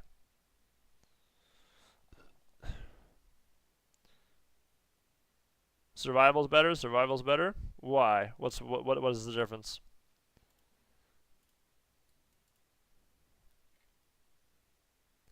That's what I was thinking, right? I think that it doesn't. I think it's comp dependent. I don't think it's like.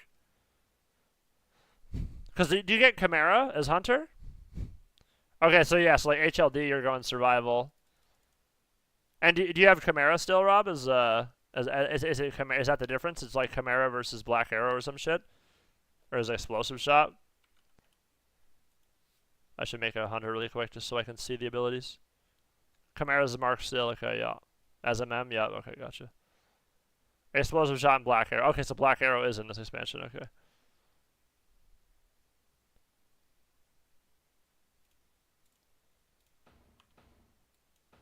Alright, let's just see.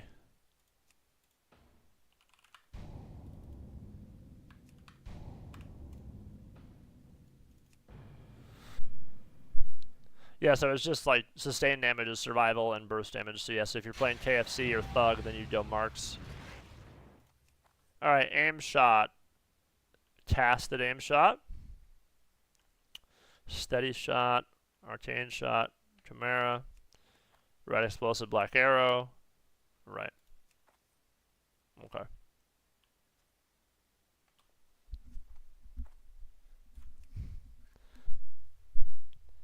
Right, I see. Increases the number of snakes summoned by 4. That's broken, dude. That's fucking broken as fuck. That alone makes survival S+ tier. The more snakes, unplayable. I mean, if there's 1,000 snakes, dude, I'm ready to log out right there. I mean, I would put survival in its own bracket because of that change. Number of snakes by 4 increased. That's crazy. Helga Big. Did you make tier list? I'm working on it right now, Torsty. Almost done, Torsten. I'm doing Hunter, and then I think Hunter's the last one that I'll struggle on. And then Windwalker is straightforward, Feral is straightforward, Boomy is straightforward, Enhance is straightforward, Shadow Priest is straightforward, Warrior is straightforward, Ellie is straightforward. All that stuff.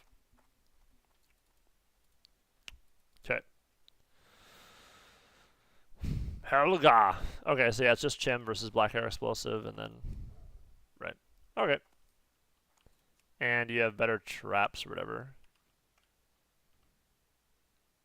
Right, you have faster traps. Kind of fucks you with DRs maybe, but maybe not. Okay. And then BM, nobody really plays BM, right? Because why would you play BM, right? You just have send your pet into a rage. Like with Stampede or whatever, you know, people would like play BM Stampede, I remember. But I don't even know if that's even a fucking thing. Is Stampede baseline chat? Like where the fuck is Stampede? Survival's S tier? I don't know about that. How does Black Arrow work? Fires a Black Arrow at the target, dealing damage. Probably dispel it. All hunters get Stampede? Okay, it is base. That's what I thought. Alright.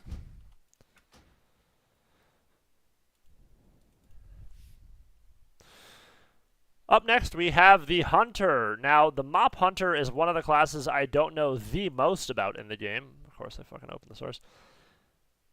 Moving up next, we have the Hunter. The MOP Hunter is this is just a per spec, Torsten.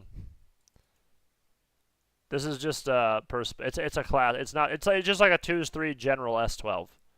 It's not like a just 3s or a just 2s. It's like a general, like, this is more of a what is the class doing, what is new, what is strong, what is bad, why is it bad. That's what this video is. Alright. Moving on. Fuck me in the ass. Alright. Up next, we are moving on to the Hunter. Now, this is one of the classes that I don't know a ton about in Mists of Pandaria. It is similar to how Cataclysm works a little bit in terms of the Marks version of it. The biggest differences between the three specs are kind of similar. You have Beast Mastery, which has Bestial Wrath, allowing you to get your pet to be stronger for a short window for burst. You have Marksman, which has Chimera Shot, and you have Marksman, which has Chimera Shot and Aim Shot, giving you more burst on the go. And then you have Survival, which has Explosive Shot and Black Arrow, which allows you to have more dot damage over time.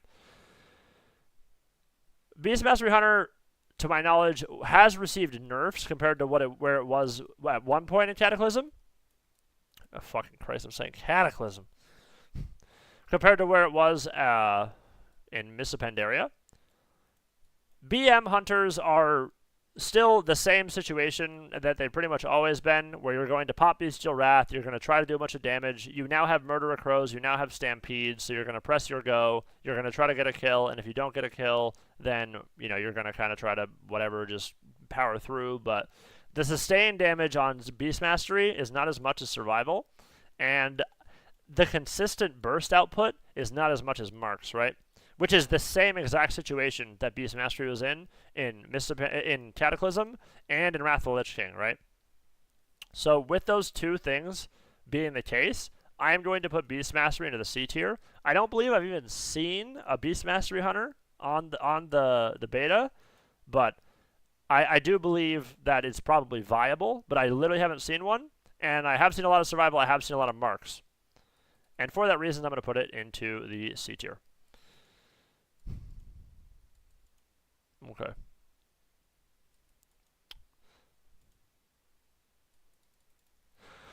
Up next, we have the Marksmanship Hunter. Now, this hunter is this spec of hunter is one that has Chimera Shot, which allows you to have a good burst window. Since Chimera Shot is rotating on a relatively short cooldown, every time you have Chimera, you have a chance to get a big go. You know, you want to line up your trap with your Chimera Shot, etc. Have everything. You basically play your whole class around that. Marks is definitely strong. I have fought a couple Marks Hunters. It is definitely decent. I don't know that it would be into the tier of very strong on the A tier, but I would put it into the B tier because I have fought it and it does do a decent amount of damage. Again, my experience here is very anecdotal on Hunter. I am not a Hunter expert at all, so I'm not going to tell you that I know every single inch of Hunter because I don't. It's just not true. So I do have enough experience to know the basics of them and what is good and what is bad. And with all that being said, I'm going to put them into the B tier. I don't really care where they would go in the B tier. They are strong, certainly capable of achieving titles and stuff. But I don't know that they're at the same level as Aflock or Unholy Decay or Fire Mage. And for that reason, we're going to put them in the B tier. You can put them wherever. The top of B tier doesn't really matter.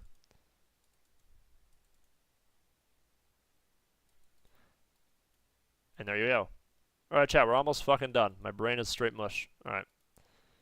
What do we got? Survival? Survival's the best one. Survival's definitely A. I play with Survival. It fucking pumps. Survival fucking cranks.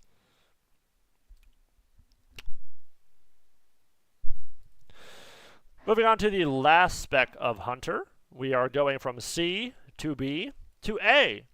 The Survival Hunter has a huge amount of sustained damage. I have played against Survival Hunters, and I've fought quite a lot of them. I have played with them as well. Survival, to me, feels like it has the widest comp variety, right? Because in Mists of Pandaria, anything that does a lot of consistent damage is just going to be good, right? That's just kind of how MOP is. If something is doing a good amount of damage consistently, and they have CC to boot, that is going to be a strong spec in Mists of Pandaria because of those reasons. Alright, we're back. Does this tier list change the end of the X-Pack? It probably would, yeah. It probably would. I don't know enough about it to... That's why it's S12, so... Yeah, it's a PvP tier list, Jackrabbit, yeah. They still have trap. They still have, you know, a good amount of CC, of course. They have enhanced traps. When you go survival, you get a shorter CD on your traps. You have explosive shot. You have black arrow. You have big dot damage. You have really a pretty wide toolkit, honestly. And hunters are also very mobile, as well as having a good amount of defensives. So for all of those reasons, we're going to be putting survival into the A tier. Great damage, great CC, can live for a good amount of time, you know, good mobility, etc., etc. All of that is going to put it into the very strong tier, because Survival Hunter is certainly a very strong spec. Okay. Up next, we have the Windwalker. Now, the Windwalker is a brand new spec. Of course, it's a brand new class. It is the Monk. This is the melee punch Monk, right? So, with the Windwalker, it is a very mobile, very high damage, very CD dependent class too. The Windwalker Monk is an interesting one, right? Because it has the ability to heal, and it has the ability to build up a go, and then they consume their resource. What the fuck is a resource called? Chat, what the fuck do monks build up? Is it not chi? What's the Windwalker? Is it bruise? Is it tiger bruise? What is it called? What is the Windwalker's thing called? You guys have to carry me. I'm an idiot on my... Is it chi? No, but I'm talking about, yeah, the tiger eye brew. I'm talking about the brew. Because they build chi for the Mistweaver and shit, but the bruise is what the Windwalkers build up, right? Yeah, okay. Yeah, and then they consume the brew and they do big damage for a little bit, right? Windwalker is the stacks, right. Tiger eye brew. Windwalker is a class that has a ton of mobility, a ton of damage, as well as a good amount of control with stuns and paralysis, etc.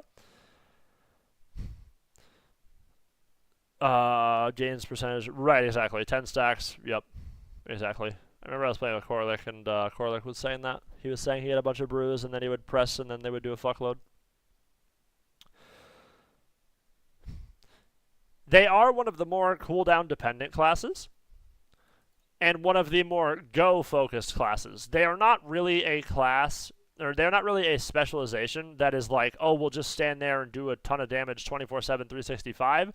They are definitely one that they are going to build up their Tiger's Brew stacks. Once they get their Tiger's Brew stacks up, they are then going to use them along with their other CDs they have available, and they are going to do a huge go and put a ton of damage in a very short amount of time.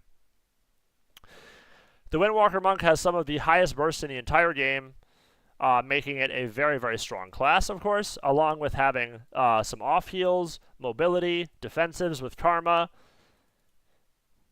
and overall having a very wide toolkit for it being a melee.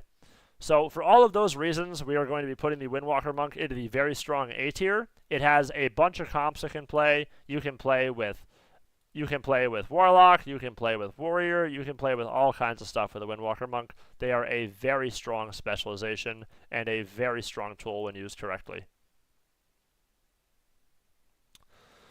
Okay, Feral Druid now, huh? I'm sure that would work, Randy Marsh. I'm sure that would be fine. You can play Windwalker with anything. Like, any of the S tiers and A tiers can play with each other for the most part. Up next, we have the kitty cat. We have the Feral Druid. Now, the Feral Druid, going into Mists of Pandaria, is in a really weird position, right? Because in Wrath and Kata, you had your Nature's Swiftness proc. When you would spend your combo points, you would get your ability, which is going to be instant for 8 seconds, right? You press your maim, you press your Ferocious Bite, you now have a Nature's Swiftness proc, and you can either Cyclone with that, you can Root with that, you can use it on a heal, etc. But the biggest thing is that you can use Cyclone, right? So with Wrath of the Lich King and Cataclysm, that's how it was. In Mists of Pandaria, the Feral Druid no longer can instant cast Cyclone, right? That's a really weird change, in my opinion, because that's a very core mechanic of Feral Druid, right? And so since we no longer have an instant cast Cyclone which is like half of the reason that Feral Druid is strong. It definitely takes the Feral Druid down a couple notches. The mentality difference of Feral Druid from Cataclysm and Wrath to MOP is pretty different significantly. It's much more hold W Zug now than it was before. You could play Feral like that in Cata and Wrath, but you also could play it very, very control heavy too, right? So they've removed the ability for Cyclone, and the only way you can use your procs now is like a Healing Touch or an Entangling Root, for example. So this forces you to be in a situation where you're still building bleeds, you're still building damage, you still have maim, you still have the standard kit, you know, you can shift, etc., etc.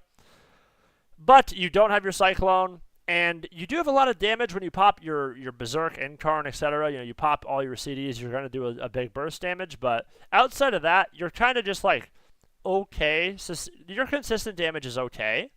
It's certainly playable. I'm not going to say that Feral Druid is bad, because it has comps that you can play, right? You play jungle, jungle's strong with Feral. There's probably another comp that you could play. The only one that comes to my mind that's like definitely rank 1 viable in MOP would be like jungle, right? You could play jungle, which would be Mark's Hunter and a healer, and then a Feral Druid.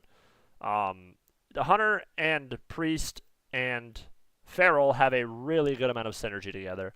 So playing jungle with a Priest, you have Trap for one, you have Bash Clone for another, because you can cast the clone, and then you can Chastise Fear the third, and you can do a lot of damage, right? You have the Hunter has huge incoming damage, the Feral has Berserk, you do a lot, you have a lot of pressure, you're a tempo comp. Just like how Holy Priest is a momentum healer, Feral Druid is a momentum class. One thing that is nice about Feral Druid is that you have Symbiosis, which all Druids have, right?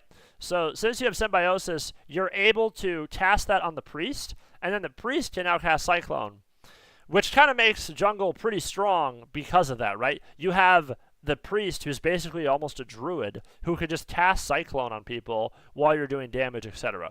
So for that reason, I would put Feral into the B tier. It's certainly strong, and it's certainly viable to get rank 1, I would say, if you're very, very good. But you have to have the right players, the right comp, the right team, right? It's not just like this universally insane spec, that's for sure. And for all those reasons, we're going to put it at the bottom of B tier. It is strong, it is good, it's better than viable, but it's just better than viable, right? It's not like very strong, it's not crazy OP, etc. Okay, chat, why the fuck is there no Boomtins on beta? Somebody want to tell me that? Because I've seen like one Boomy on beta. There isn't two. It's like, they're probably A, to be honest. They're probably bottom of A. No, the Boomy's not bad. I don't know. Like, Boomies are in a weird place. They're definitely like, I don't know. They're weird right now.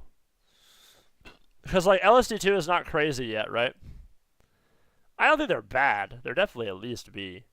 But I don't know where I'd put them. I don't know if I'd put them atop of B or the bottom of A, to be honest, chat. Chat, where do we put Boomchin? I don't know. That's like one of the only ones I'm not sure. Enhance is definitely A. Enhance is fucking strong. Enhance is fucking crazy, actually, with Ascendance, but... Not same tier as Feral, true. It's probably A with Root Beam, right? Yeah, Root Beam. They have a fuckload of healings, too. Yeah, I think it's bottom of A. Yeah. I think it's bottom of A. Right. I just don't think that putting them in the same bracket is like...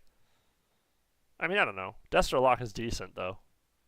Like, these classes aren't bad, right? Like, Mark's Hunter's not bad. Rogue is not bad. Destro's not bad. Red is not bad. Frost is not bad. Like, this is... I mean, this tier is actually decent. I think it's A. This is just overall Pope. Welcome in, Pope Lord. Iron Man, Vorkath Slayer, 3K KC. Yeah, this is just like this is it. I like to kind of combine the video Pope, right? Because like people who click on this video are gonna be like, "What is new in MOP? Like, what is awful? What is good?" Right? So like that's what I do. I try to explain like what is it? How is it compared to Kata to now? What is new? Was it good? Why is it good? That type of video. Movie Lock Survey is Wrestle Sham for Purge, right? Why is Mistweaver randomly insane? Dude, Mistweaver's fucking crazy, Captain. Mistweaver's fucking insane, dude. Holy fuck, it's so good. I don't know if that's just because I'm dog shit, but Mistweaver is crazy strong. I mean, it is, like, I feel like it's really high skill cap. Like, I think if you play Mistweaver at a high level, it's so hard to deal with, to be honest. But it's, yeah, Mistweaver is crazy good, though. It's really strong. It's very, very, very good. Definitely one of the best healers. I don't know. I mean, that's just my opinion, obviously, you know. Alright, but we're going to move on. Up next, we have the Battle Pigeon. This is the Boomkin, the Laser Chicken Battle Pigeon Warlord character. The Boomkin is in a buffed position from where it once was in Wrath of the Lich King and Cataclysm. You now have Root Beam readily available as a pretty good go. You have your knock with the Typhoon. A big change going into MOP that you're going to see from Cataclysm to Wrath of the Lich King is that Boomkins now have a lot of off heals, right? They have a lot of off healing. In Cataclysm, if a Boomkin is off healing, it's going to heal you for 10, 20% maybe of your total health bar, right? Now it's gone back to that Wrath style, almost like a Dream State style, where the Boomkin can heal quite a lot when they need to, right? This allows them to be in a position where if the team is under pressure, they have a big toolkit to save their teammates with Cyclone, they have off heals, they have knock, they have bash. Right? Boomkins take bash, right, Chad? Or am I a fucking idiot and they don't take bash? Or do you play Vortex? Do you play Vortex Beam? I don't know what you play as, Boomy. Maybe we'll just keep it and say you play bash, I don't know. They do play bash. It depends. It's comp dependent, right? Okay, good. So you could play bash. That's fine then. Right, of course, yeah. Obviously, you wouldn't play bash into fucking triple mage, right? So yeah, that makes sense. Okay, so we'll leave what I said then. Right, okay, right. Good, good, good. Alrighty, perfect.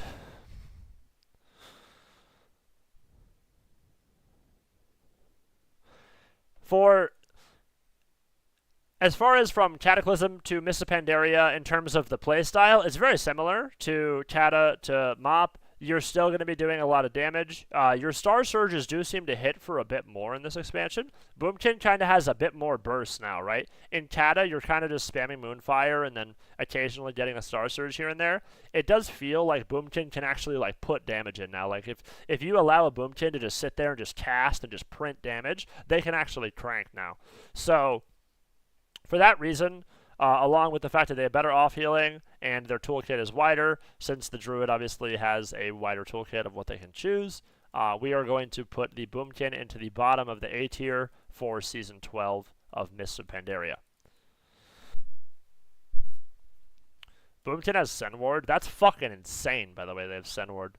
Holy fuck, I didn't even realize that. Sen Ward's ridiculous. That CD is insane. Alright, that's done, chat. Okay, hurry up. Let's finish. Let's finish. I don't want to edit this shit forever. Fuck me in the ass. Alright. Enhancement. Moving on to a very, very widely changed class specialization, right?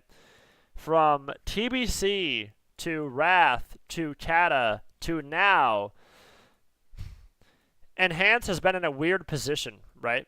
With the strongest version of Enhance being in Wrath of the Lich King, where you had Preg Enhance in 2s. There's a few different things that make Enhance a lot better now. One, their consistent damage output has been buffed considerably compared to where it was in Cataclysm or in Wrath of the Lich King. On top of that, all Shamans now get Ascendance, which is a huge CD, obviously. And is Ascendance a fucking talent, chat? Or is Ascendance just baseline, right?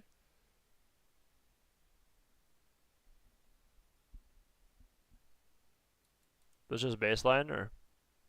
Yeah, it's a baseline, right? Well, what does Ascendance actually do? Let's look it up.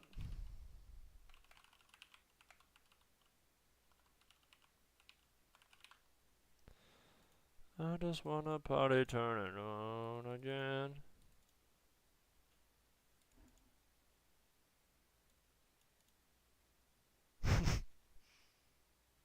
Damn. Wait, you just 30-yard people as enhanced? That's crazy.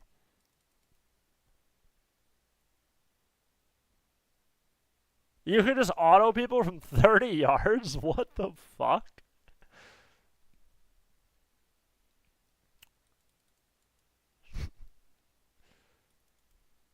Wow. Yeah, pure nature, right.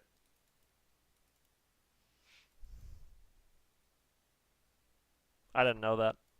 I fought a couple enhances. They're fucking terrifying. They do so much damage. Alright.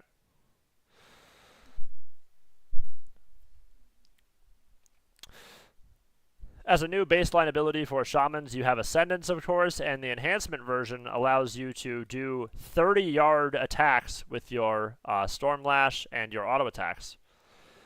On top of that, you do a ton of burst damage as an enhancement Shaman. If an enhance is on top of you and they are popping all of their cooldowns, you are at a high risk of being dead imminently. They have Purge, they have Instant Hex from their Maelstrom, just like they have had in previous expansions. They have Shear, they have Totems, they have Wolves, they have a huge kit for damage. The Enhancement Shaman is the perfect example of just like a stand on somebody and just beat him to death class. Like, that's what Enhancement Shaman does. They literally just stand on you and just pound your head in until you're dead. That's pretty much how they work. They are very, very strong. I would definitely put them into the bottom of A tier. They, compared to where they were in Cataclysm, they are leaps and bounds stronger now than they were then. I would even argue that Enhanced in its current state is better than it was in Wrath of the Lich King, even. Plus, them having a Tremor Totem is really insane. You're fighting a lot of teams that have fears in Wrath of the Lich. You're fighting a lot of teams that have fear in Mists of Pandaria, and Tremor Totem is a huge cooldown that allows you to break all your teammates out of fear, right? All Shamans have it, of course, and Enhancement is no exception for that. For all of those reasons, very strong specialization, for sure, super viable, in the right comp, in the right hands, a very scary class to be fighting on the other side of the arena. We're going to be putting that into the bottom of A tier for those reasons.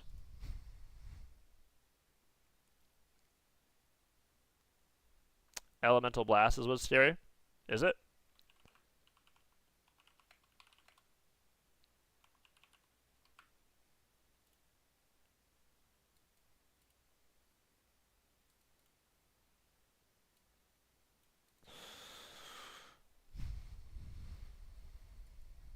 Oh, it increased. What do enhances play? Haste or crit or mastery? What do they play? The big tier list is up, Corlick. Yes, sir. The big tier. What do you think, Alex? Am I fucking it up? Is this tier list dog shit awful? Or is this decent enough? I don't think it's perfect, but I think I have a general idea of where stuff's supposed to be, right? Everything B plus is like R1 plus, right? Windwalker 1 up. You think it's S? Maybe it is. Maybe it is. I already covered it and my brain's fried, so I won't do it. Windwalker is... Mistweaver's insane for sure. Windwalker could be S, honestly. I don't know. But, it could be S. It's fucking insane. Windwalker is so good. But I already did it, so I'm lazy. Sub-Rogue missing an S? I don't think Sub-Rogue goes an S, brother. Alright, what do we got next? CVS? We got CVS up next. Alright, up next we have the CVS class. Alright. On the home stretch here, we now have the Shadow Priest. Now, the Shadow Priest is in a pretty strong position in Mists of Pandaria. It has a handful of comps that are super, super high tier. Like, you have God comp, of course, right? You have Resto Druid, Frost Mage, Shadow Priest, very, very strong. But it's not restricted to that, and it can play other stuff too. Shadow Priest is interesting. Some of the changes that they've made is that now you can use Prayer of Mending while you're in Shadow form. You can use Renew while you're in Shadow form. And then, of course, you can Shield in Shadow form. You do have Feathers, so for the first time, Shadow Priests are not slow around the whole arena. They actually can go fast, just like every other priest can. They do have a huge amount of burst damage, as they did in previous expansions, where if they get their damage rolling, they get all their orbs, they cast everything, and they are going to be blasting. Then you want to be out of the way of the Shadow Priest. They are going to be absolutely cranking. Since this is a Season 12 tier list, I would put Shadow Priest somewhere in the A tier. It is a very strong, very, very strong class. I don't know where I'd put it. Again, all of these in terms of where they go doesn't really matter. Like, if it's in very strong, it's just very strong. It's just a very strong class in specialization. It's super viable, in the right hands, very deadly, and certainly rank 1 capable with the right composition and players. It's pretty similar to the previous expansion, so there's not a whole lot to talk about. Shadow Priest is, the only difference would be that, like other healers and other hybrids, the off heals from Shadow Priest are really good now. All the off heals have been buffed significantly, so Boomy, Ret, Shadow Priest, even the Windwalker, Feral Druid Healing Touch, it's all been buffed a lot. So for all those reasons, we're going to be putting it into the A tier, which is the very strong tier, because it's certainly a very scary specialization. Alrighty, moving on to the Warrior. Warriors are awful, so they're going to go into the D tier. Alright, moving on to the Ellie. Ellies are... What do you think, Chet? Should I keep Warrior like that? Just completely fuck with everyone, the whole comment section? Should I just have the whole comment section be like, what the fuck? Warrior fucking D tier. Should I just post it like that? Just fucking completely, just make all the Flavor of the Month players think Warriors are awful. Just fucking D-, garbage can. Just 1,000 dislikes on the video. This guy's a fucking idiot.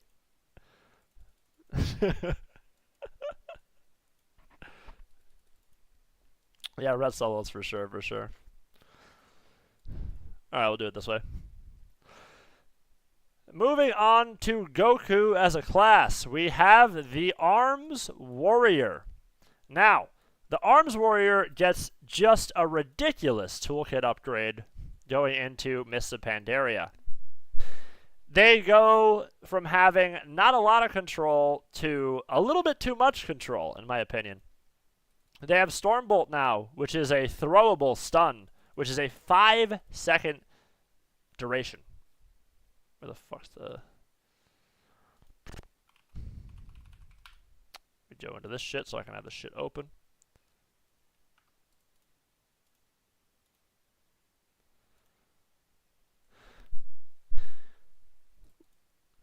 They also pick up Shockwave, which is obviously the AoE stun on a 40-second CD. If you do manage to get 3 or more targets in your Shockwave, not only is it now 40 seconds, it's now 20. It's not even 40. Is it 4? Is it not 5?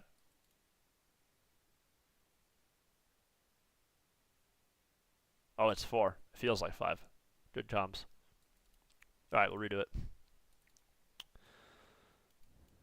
Good comms, we'll redo it. Alright, test. Erase everything. Your pugs. Erase whatever you just edited on Warrior, just fucking delete it. Alright. Moving up next, we have the Goku melee class. Now, this is the Arms Warrior, a extremely strong class and specialization going into Mists of Pandaria. Their toolkit upgrade is absolutely huge from where it is in Cataclysm. They go from having the strength that they had in terms of damage of Wrath of the Lich King, minus the strength of the Mortal Strike, of course, because MS is quite nerfed compared to Wrath. But, on top of that, they have a decent amount of CC, and they're pretty unkillable. A couple of changes that you see from the classic expansions going into MOP is that now they can use Recklessness and Shield Wall and Retail back to back to back. So you could literally see a warrior Wreck, Retail, Wall, Bladestorm. And they don't need a shield or anything. Which is just kind of just objectively dumb in my opinion. Like, that doesn't even make any sense. Because the whole class identity, like Retail, Wreck, Wall, right? On top of that, they have a bunch of new talents, right? They have double time, which a lot of them take. Obviously, you can switch around everything, but a lot of them will take double time, where you can use charge 2 times. So you charge once, and then it will begin the internal cooldown. Moving past that, you have second win, which is ridiculous. Is Die by the Sword not retail? No, it's retail. It'll be retail until I'm dead. It'll be retail until I'm dead. They can't take it away from me, by the way. It's retail and fucking, I don't care what expansion. It's retail. It's the same animation. They have second win, which is probably the most broken defensive in the entire game. Whenever you're below 35% health, you are constantly regenerating 3% of your health every single second. Which, I'm going to be honest, Blizzard, I don't know who greenlit that. That doesn't make any sense to me. It's just on. There's nothing to press. Oh, I took damage. I'm instantly healing. Like, that's not good game design, right? Like, this is like stuff that's just really OP for no reason. Like, why would a class have this, right? It doesn't make any sense. Just, oh, I'm below 35% health. I now have a light well on me at all times. Like, that doesn't make any sense in my opinion. Which is obviously broken, which is, you know, one of the reasons that Warrior is going to be in the insane S tier. Moving past that, they have Disrupting Shout, which interrupts all spellcasting within 10 yards, right? So you can AoE lock people out. So if you're fighting a caster, this locks casting Fear, this guy's casting Healing Surge, this guy's casting Polymorph, triple kick. That's a little ridiculous. They have an AoE Root Shout. So you just you run up to somebody, you hit it with a hamstring, boom, 5-second root. You have Blade Storm, you have Shockwave.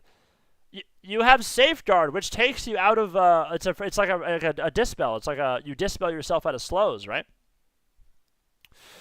You have Mass Spell Reflect into casters. When somebody's casting on your healer, boom, you just reflected a sheep. You reflect Coil. You reflect whatever. You have Stormbolt, which is a 30-second CD, and it's a 4-second stun that you can throw across the arena. It has a 30-yard range. You could just like, it's instant. These style of things are so really OP because you're a warrior. You're auto-attacking a mage. The mage just blinked. You use one of your 2 charges or leaps or safeguards to get to him. You're now on top of him. And then he's low, and the healer needs to heal. You instantly throw him with a Stormbolt, and then your Druid just NS clones him out of it, and that's a 10-second CC chain. That's completely unavoidable.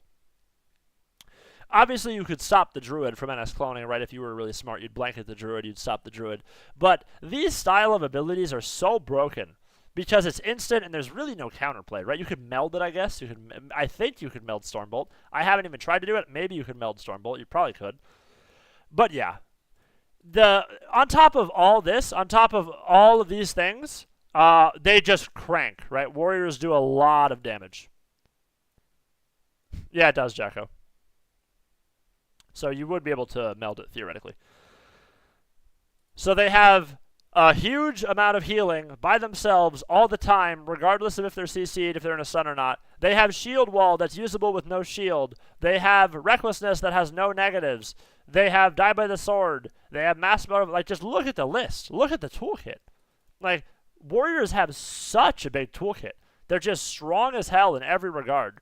Like, I don't even know a weak point of Warrior, to be honest. Like, I guess they're a melee, so you could, if you were the best player ever, you could just kite them somehow through their double charge leap intervene safeguard. Like, I don't even know how you kite them. And then when they get to you, they just root you instantly with hamstring and staggering or whatever. You know? So, Arms Warrior is insane. For sure it's insane. Really good. I mean, just a really, really, really powerful specking class. Absolutely ridiculous. And for all those reasons, it goes into the S tier. Alrighty. Put Ellie in the S tier. WMD. Yup. Ellie. I think Ellie's probably S. It's really good. Ellie feels like S. It's just so fucking dumb. I hate the Ellie playstyle. You just stand on somebody and hit them. Like, Ellie's like fucking caster enhanced, dude. That's what it is. Like, Ellie feels like caster enhancement to me. That's what it feels like. You just, like, fucking stand there, just proc, proc, proc, proc, proc, proc. Like, just shock, proc, and you just fucking crank.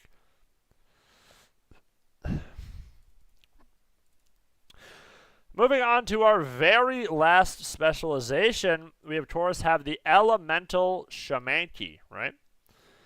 So the Elemental Shaman gets a huge amount of buffs going from Cataclysm into Mists of Pandaria. You kind of see this situation happen where Ellie in Wrath is really good. Very, very, very strong. You go into Cataclysm, and now Ellie's nerfed into the ground. Barely viable. Maybe not even viable, you can make the argument. The damage just isn't there. It doesn't have the off heals it needs, etc., etc. And then you move back into Mists of Pandaria. Ellie not only has huge damage, but it has a lot of instant casts now, right? They make a change where you get instant cast Lava Burst off your Flame Shock ticks. So you have this situation where Ellie is able to shear, purge, have tremor, have all its totems, and then just crank damage, which is very hard to shut down, right? Because a lot of their stuff is instant. They get Lava Burst proc, it's instant. They're just shipping damage, right? And if it crits, they get if they get their go and everything crits, I mean it's easily could be half your health. If they get good RNG and it's just like crit crit crit, you could lose almost your whole health bar in one go just from the Ellie, right? And remember, as I said before, anything in Mists of Pandaria that does consistent damage, Frost Mage, Arms Warrior, Ellie Shaman, is a very strong specialization. On top of all this, they of course get Ascendance, which only makes their damage even more psychotic. They also have Tremor Totem, just like Enhance, just like Resto Sham. And Tremor Totem is a massive, massive CD, because Warriors have fear, Warlocks have fear, Priests have fear, Druids have fear if they symbiosis a Warrior, right? So 4 classes have a fear, and you have an answer to 4 classes in the game, just with Tremor Totem, before you've done anything else for your team, which is huge. Yeah, it is Burrito. Triple Deeps is it's the mate, actually. Plus, the fact that off-healing is crazy OP now, Ellies can keep themselves alive for a while. They can just sit there and just healing surge, healing surge, healing surge, and it makes it presents a situation where you don't have to just CC the healer now, you have to stop the Ellie from casting surge, right? I'm back, nice. So that really presents problems for the enemy team. All of these reasons, we're going to be putting the Elemental Shaman into the bottom of S tier. It is definitely insane. It is very, very strong. And as I've mentioned before, everything B+ and up is rank 1 viable. Actually, we'll just go then. Very, very strong. It has good utility, good damage, really strong class. It's got Hex, it's got Shear, it's got Purge. It just blasts. It's very, very strong. And don't forget, as I mentioned, and remember guys, anything B and up is going to be a rank 1 viable specialization. This tier list is for Season 12, and it is about 2s and 3s primarily, not really counting 5s so much. As well as just what is new with the class, what is good, what is bad, why is it good, why is it bad.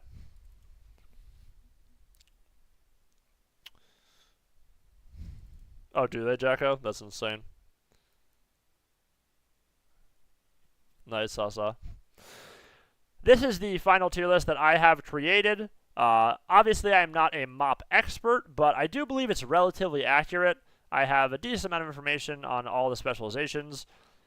You could, of course, move certain things, and since this is a Season 12 since this is a Season 12 tier list, which is the first season of Mists of Pandaria, things will change as the expansion goes on, of course. You'll see maybe casters get better, maybe some stuff comes down, some stuff goes up. But this is a general guideline as to what's really good, and as you can see, most things are really good in Mists of Pandaria. Healers are super OP, everybody has mobility, everybody has damage. It's really the beginning of everybody does everything expansion. Thanks for watching, guys, and we'll see you in the arena. Alright, we did a chat. Woohoo! We did it, chat! Yay! The tier list is done! Ah! Unlucky, sir. It's going on YouTube, sir. I'll edit it. I was trying to get it done. It took me 2 hours and 40 minutes.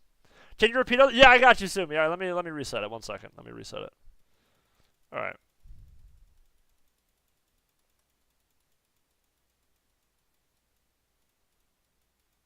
I'll redo it for you, Sumi. Should be no problem.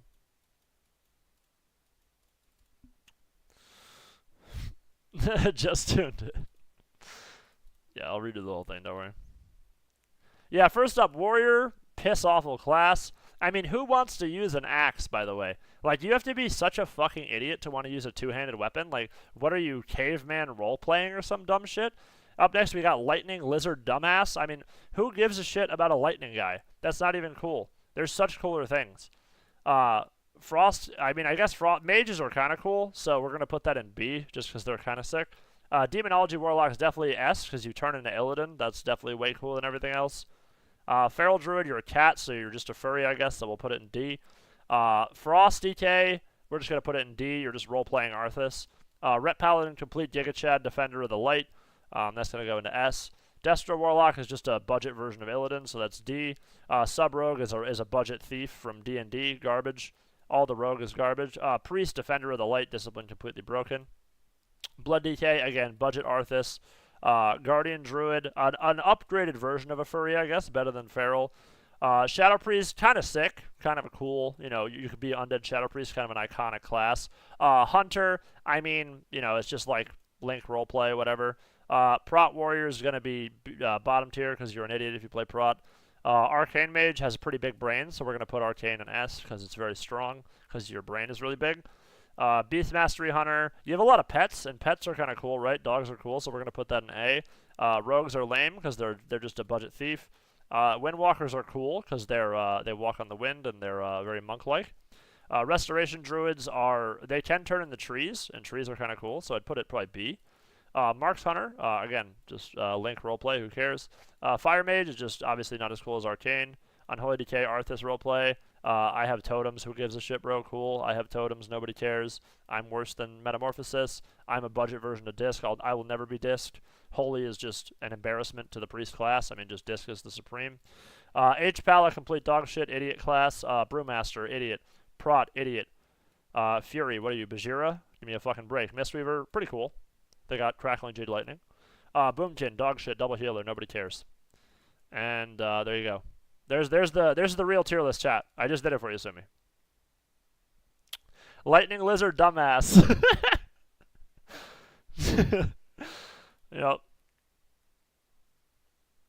Yep. Excuse me. I know, sir. I know. Hey, you know. I will reroll disc. Hey, just disc. Just you want to go disc demo ret. This is the text, Sumi. I'm giving you guys the insight before the expansion.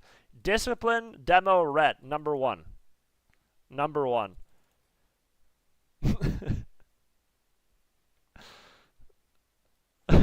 Lightning Lizard dumbass.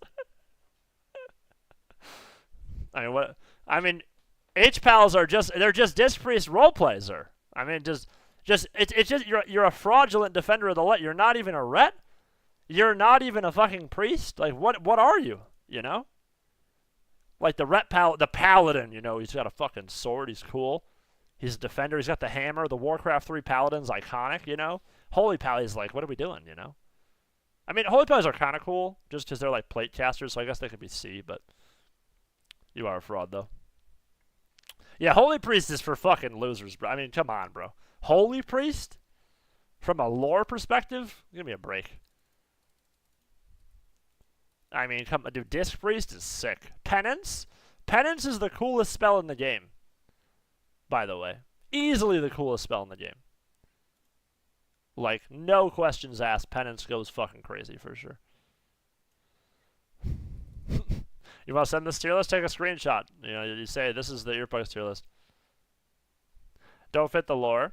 Do they not? Because of Oldham? I think Tolvaron's a cool arena. The 3-pillar one. I like that one. I don't like the I don't know what it's called. It's the one where there's like the 2 pillars and then the 2 little platforms. I don't like that arena that much. I think it's not that cool. But I like the 3-pillar one. It's kind of cool.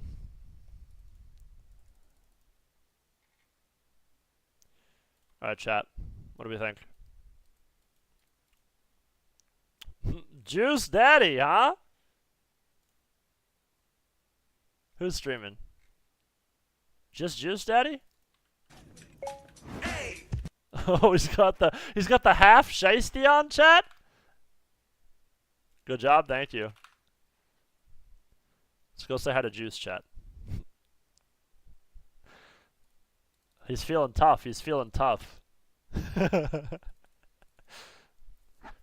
Appreciate you guys chilling.